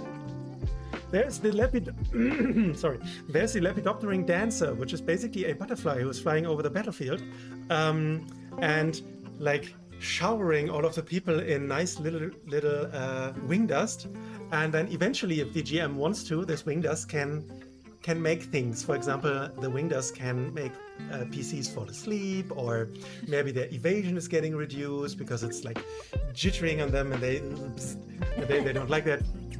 Maybe it will cause them to get restrained. It's just really fun. I love this Lepidopterine Dancer. In tier 3, we also have a couple of adversaries. This is where all of our hornets are living, because for us it was basically tier 1 are bees, tier 2 are the wasps, and tier 3 are the hornets. And this is where all of our hornets are living. The Hornet Guard standard, Hornet Sentinel solo, Hornet Legion, which is a horde. Then very fun. We teased this on Monday, where I mentioned that we have basically like a social solo adversary.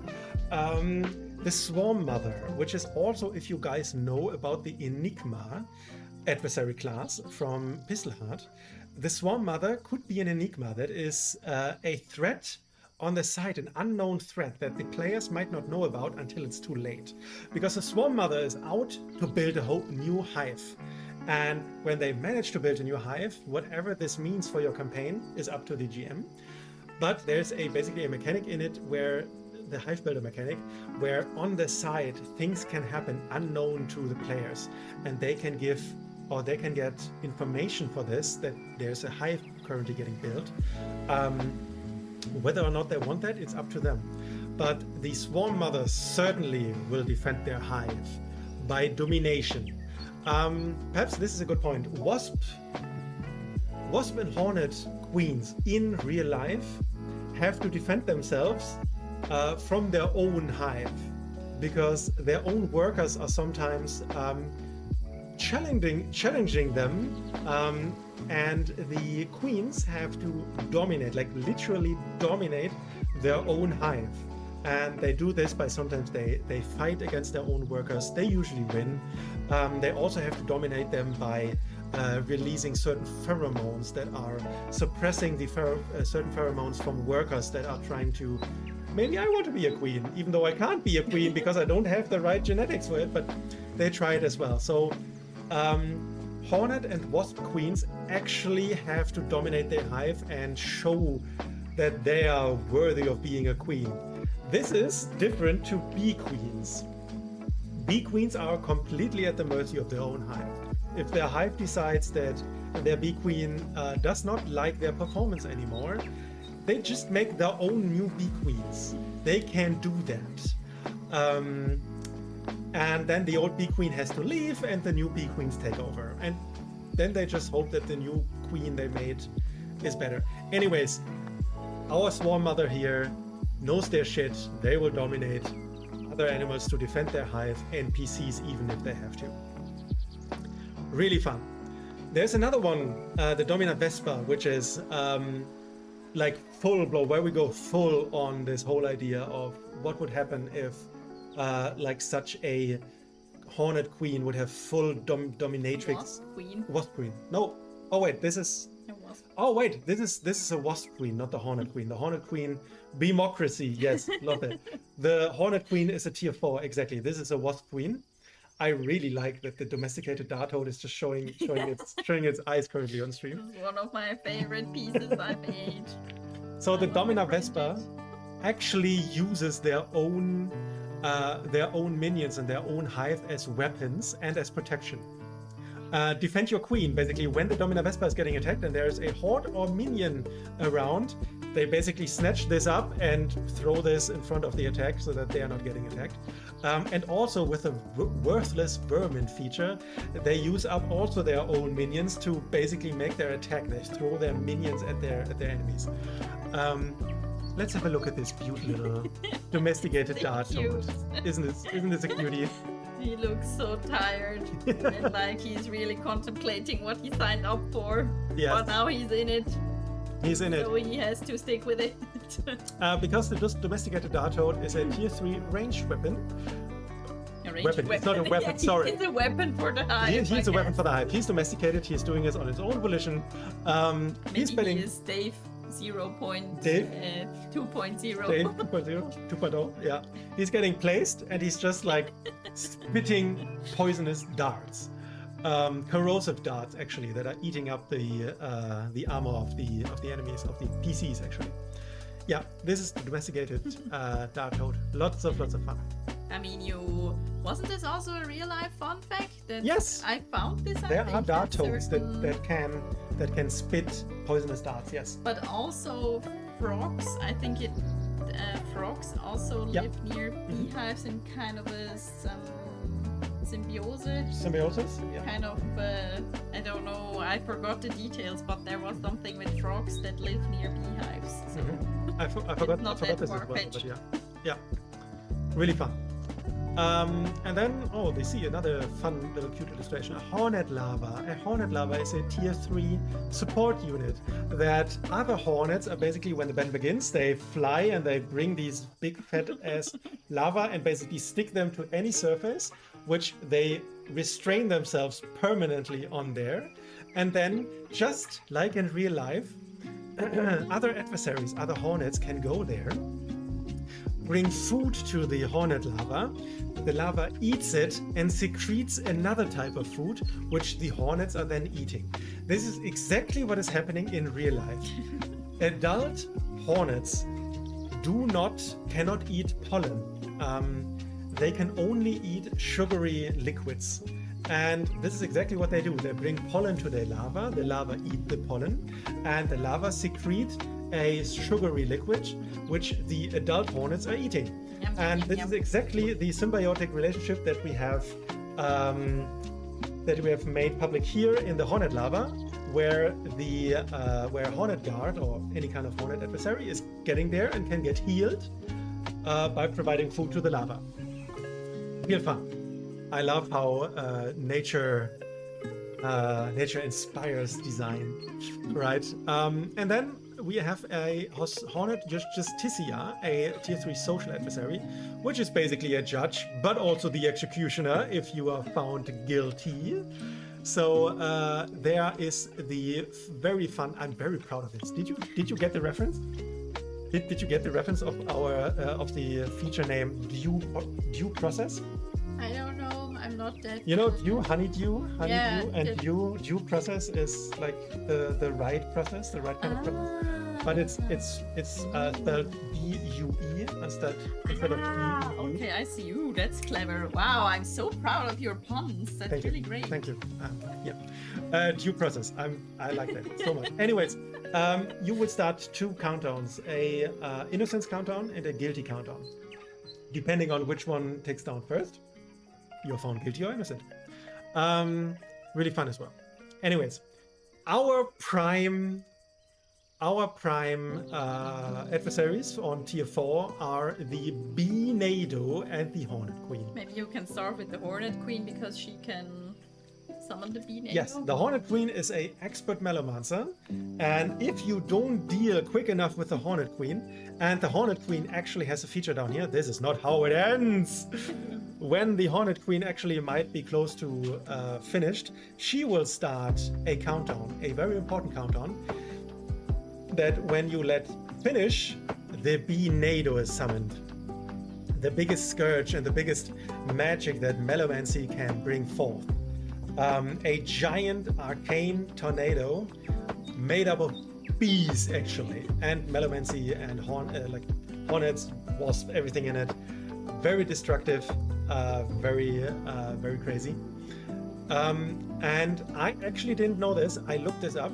There's a very stupid TV show in the US called 911 something. It looks very like that it has a low budget and maybe a little bit soap opera-ish even. 911, you can look it up, and then on YouTube also just type 911 Bee-Nado. It's a very fun clip of a very low-tech Bee-Nado storm that is threatening some major US city. Very fun. But in our case, it is actually very dangerous. And you might already have seen that it has much more stress slots than HP slots, because this thing you probably won't beat with just power and your fists or your weapon or your magic. You have to enter the Binado, as difficult as this is. Reno 911 could be, yes. Maybe you can look it up if you want on YouTube, 911 Binado. You have to enter the Binado. You will get hit by this. You will take immediate direct HP damage when you enter this Binado.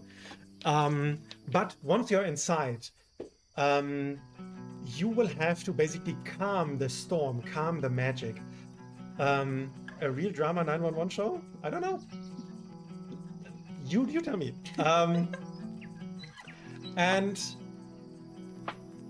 once you are inside of the Binado, as I mentioned, you have to calm the storm. You will get visions of bees that are in pain, bees that need to be calmed down, and then basically your players have to make action rolls to try to calm these bees down. And on a success, the Binado will take stress damage, and the Binado will be calmed when it marks its last stress slot.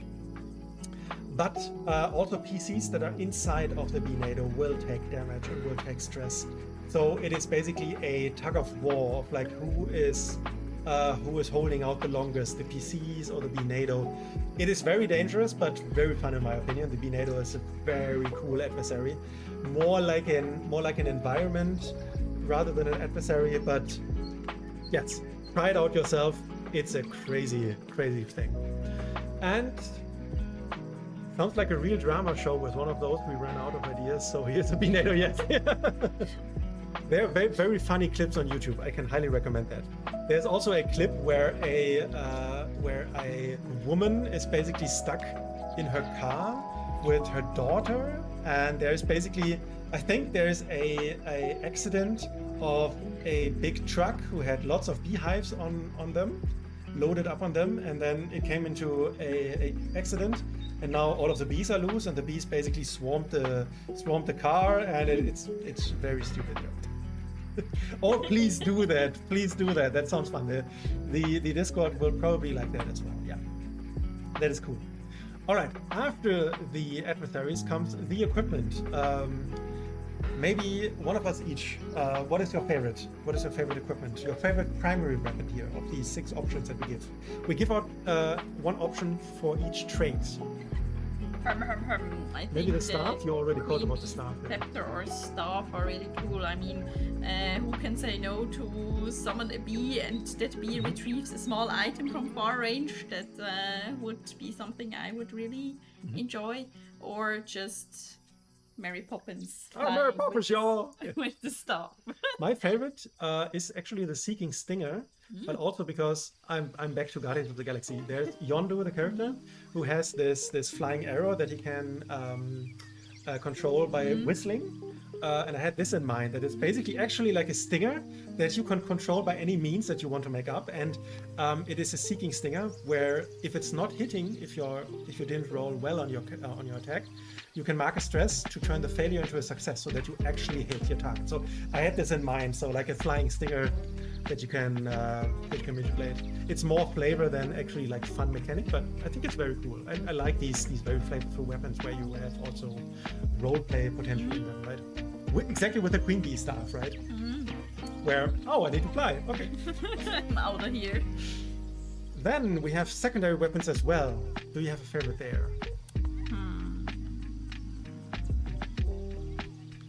I mean, the bee sling sounds very useful. That you always know where your target.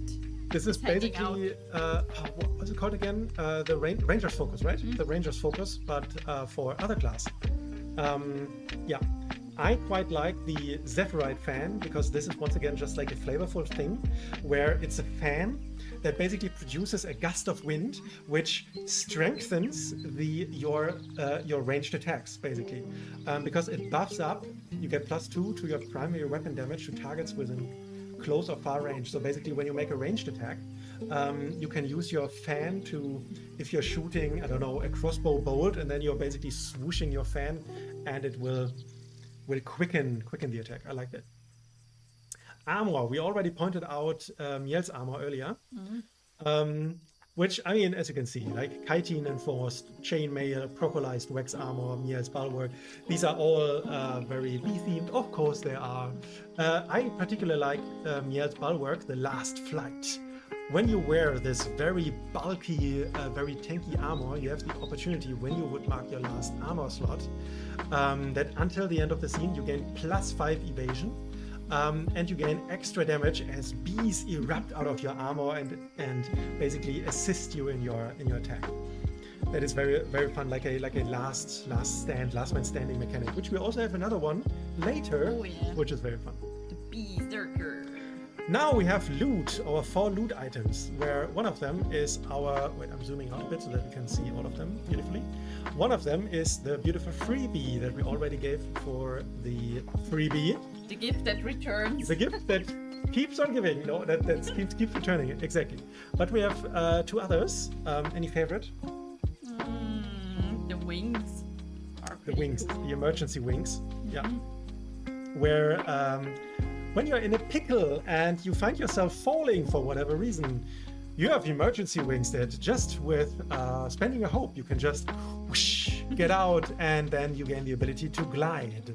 You can just safely glide down, and you have even the opportunity to also hold a willing person and like a creature your size or smaller, I believe. While the wings are deployed. Oh, and you can carry a target your size or smaller. Exactly, yeah. And you can even hover in place just for a moment if this helps you. I think the compass is quite cool for role-playing purposes because you can find potentially protected place, and depending on how good you roll, the outcome is quite different. And I think the one with the place houses and aggressive beehive sounds quite fun with roleplay. Roleplay potential. Yeah. So just to clarify, with the bee compass, you get a +3 bonus on action rolls aimed to find a protected place to camp or hide in.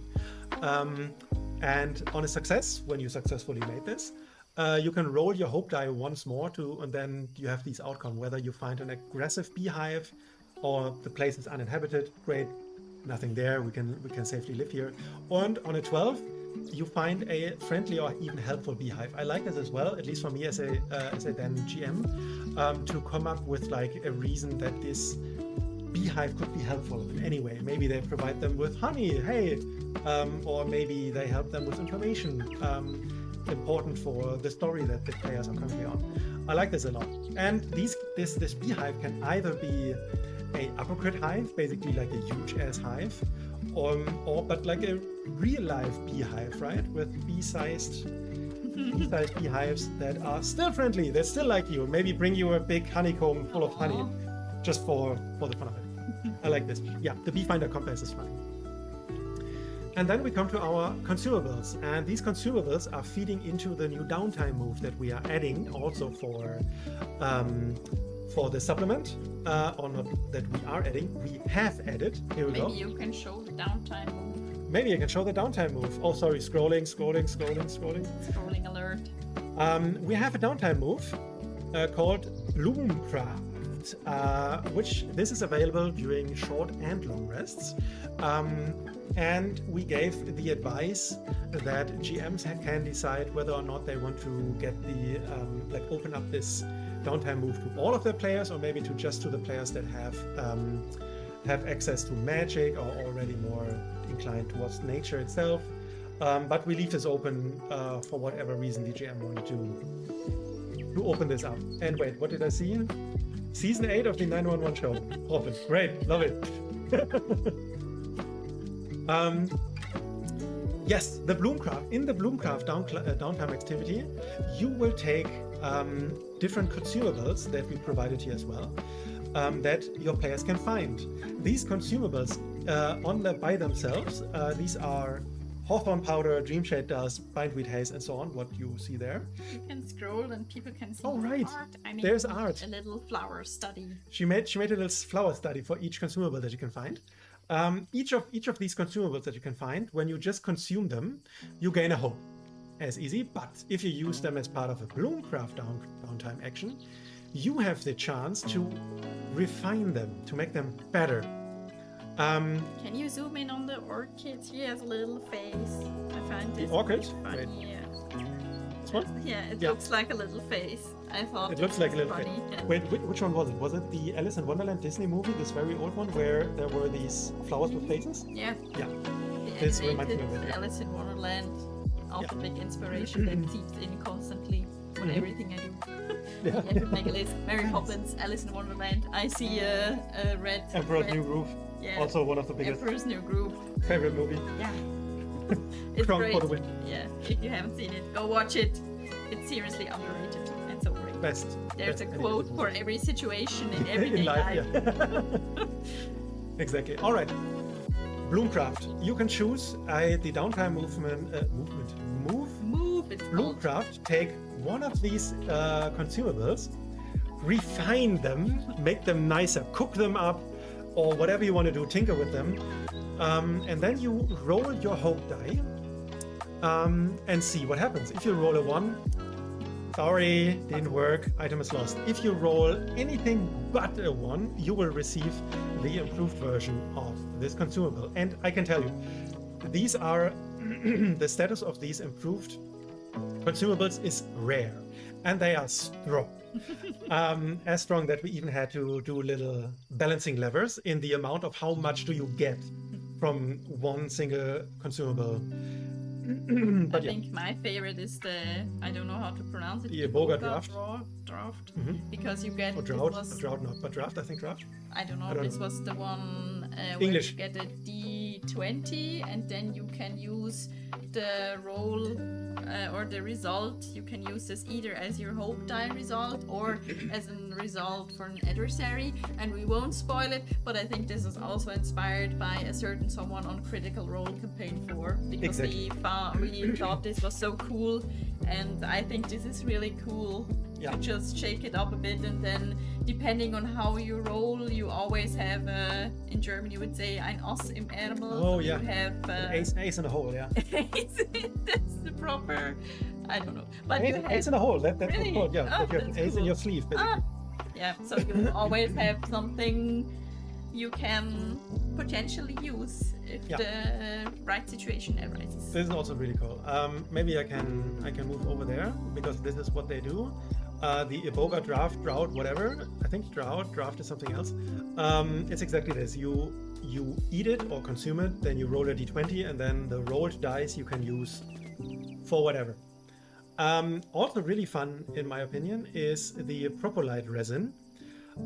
Which is basically in a pinch you can apply this to your armor, gain an extra armor slot, and while you have at least one armor slot, your damage you receive is considered one threshold lower. So this is something that you can just apply immediately at the start of the fight to harden out your armor. I have a question. Yeah. If you have bare bones, you can't use this because you're technically not wearing armor, But correct? you still have armor slots. Yeah, but I would, but you're right. Apply this to your armor or your body. I think I probably should have written this. I always have to think of my You are the- Seraphs and you are the bare Guardians bones. who run around Yeah. with bare bones because I love this feature or this ability. Yeah. Domain card, I don't know how it's called. I just love bare bones so much. I Yeah. think it's so cool. So yeah, lots of fun options here. One more that I wanted to mention are the legendary consumables. The Berserker's Blood. It's exactly what it says. If you would mark your last HP, you may drink this potion to avoid making it move altogether. But you Big will but. enter the Berserker state. But really fun, you will sprout wings, you gain the ability to fly, and you clear 1d4 HP. Also, you gain a bonus of +3 to your evasion and agility, and you replace your weapon with a stinger weapon, which is an agility melee d10 +5 weapon.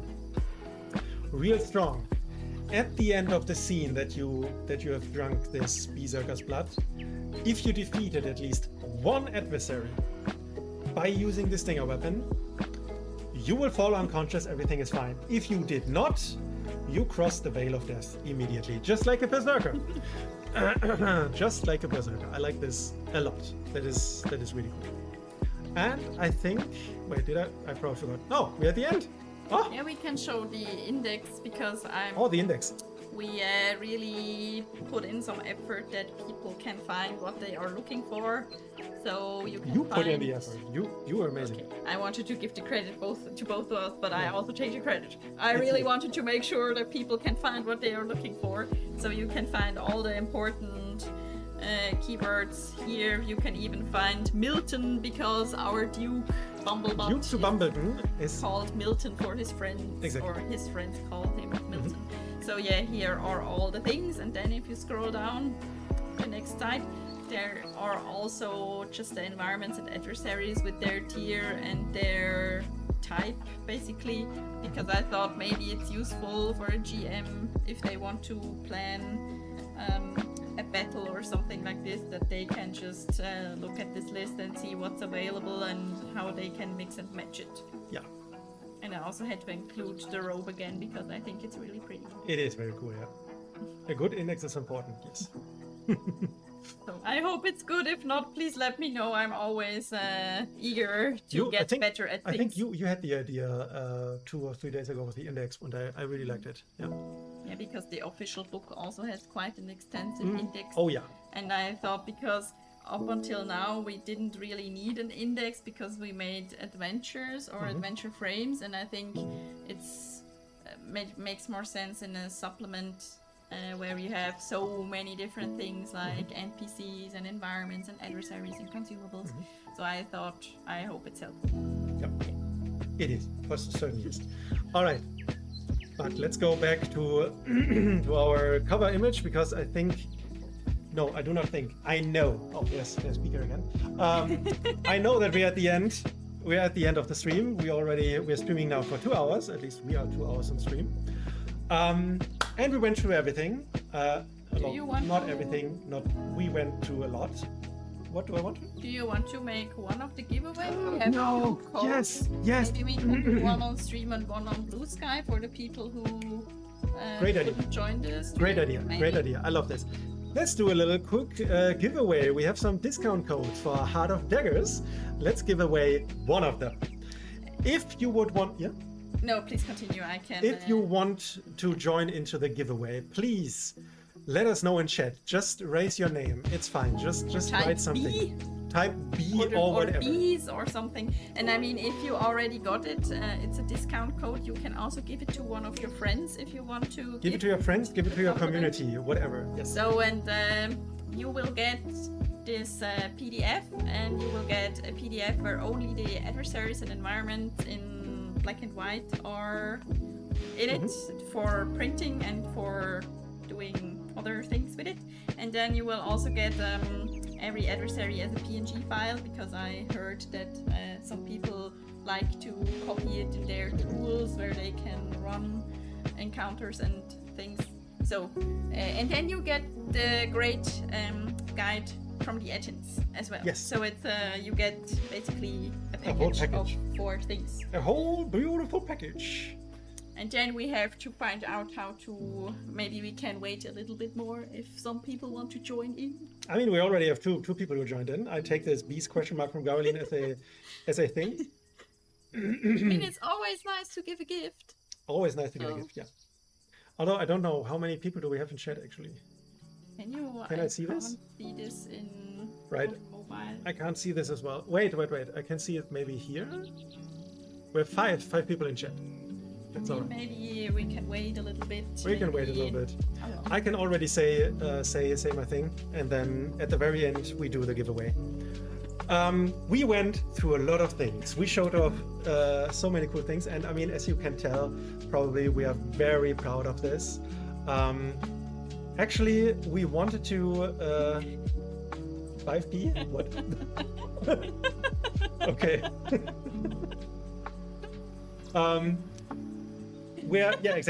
I'm so confused. We're very proud of this, and actually we wanted to have published this already for International Bee Day, but then we quickly scrapped this idea because International Bee Day was the 27th of May, and perhaps you already know what other 20th, no? the It's one 20th day after. the 20th of May is is exactly the same day as Daggerheart's birthday. Sadly, so I mean, it's great for birthday, but bad for the bees. bad for the bees, great for Daggerheart. Anyways, wait, did we not see who's joining? Okay, so I can write. Caroline wrote bees. Evangelize Ahead wrote bees. Last chance The to join. last chance to join the giveaway. Just write anything with bees. The chances of winning are quite high. They are very high, yes. The Daggerheart B-Day was the 20th of May, and then we decided not to. We just did the little freebie giveaway, and then we had much more time. We could add much more to the supplement. It grew bigger, and then we decided it's still summer. We can still publish this. It's high times for the bees. We are about to do our honey harvest as well. So it fits very well into summer. And maybe we can do a video because I still have some clips from last year's harvest, and maybe this would be interesting to see how you harvest a thing. Maybe I can edit a little short video, and then we can post it to Blue Sky, and then great idea. We have a little behind the scenes. Great idea. All right. So should I roll? Please roll any What should I roll? Any die that you want. It doesn't matter. I mean, maybe I can roll a d20 and then. Roll a d20. How do I have to do this? Is this correct? We will say 1 to 10. correct? 1 to 10 is Adventure Ahead. 11 to 20 is Caroline. So, and it's a very pretty Daggerheart official d20. We will show you what has been rolled. Oh, very high. It is And a 17. Can you see this? 17, and so it will go to Caroline. Wait, let me whisper. We have a B D20? No, we don't have a B, sadly. Not yet. Wait, Caroline, I'm whispering. Wait, why can't I whisper you? Wait, how can I whisper? I want to whisper you something. To whisper. Maybe you can figure it out. Here I can do it. I already knew this was a problem. Okay, Caroline, I will whisper you now the code, which is a 100% off code for Heart of Daggers for the B Is sub. this correct? No, this is not. Thank you for double checking what I'm typing. Is this correct now? I think if I can, yeah, I think. Great. Ooh. Before you continue, please verify your phone number. Oh, come on. Are you serious? Okay, we have to maybe whisper it, or I can whisper it. I don't know. You will get a whisper with us. I already verified my freaking phone. Are you kidding me? We are so professional here. So I mean, come on. I will do it later. Everybody has to start somewhere, I guess. Caroline, I will send it to you via Blue Sky, or we'll do it later on Twitch. Please reach out if you don't get it. I'm so sorry. Okay. We're proud. We are stopping right now before we make more mistakes. Thank you so much to everyone who came to today. Very scrappy, very bee-full, very joyful Bees launch stream. Thank you so much for coming. Do you have to say a few words? I have to drink. Yeah, thank you so much for coming and for sticking with us for over 2 hours. It got out of hand, but it's no wonder, I guess. I had fun. To add me on top of your rambling that always goes You were on, amazing. So... You were amazing. You were so natural on stream. I love that. And you were so surprised. worried because you were like, oh my god, I won't say anything and I will probably be very... I mean, I did a few streams a few years ago, but these were drawing streams and my face was not on camera and it was just my hands, so yeah. You're great. Please come more often. Yeah. Next time we Maybe homebrew together. Maybe we can do a combo stream. So thanks so much for coming. If you have any feedback about bees, please let us know. We're always wanting to get better at the things we do. So if you have anything, just hit us with it on any channel. You know all our channels. You can find us on patreon.com, Raven, where we have a free Patreon. It costs you nothing to join, and you will get lots and lots of cool behind the scenes and weekly homebrew posts and videos and lots of cool stuff. If you want to reach out, this is the best place to do so. Or Blue Sky. Find us on Blue Sky, Raven as well. But now I've said everything.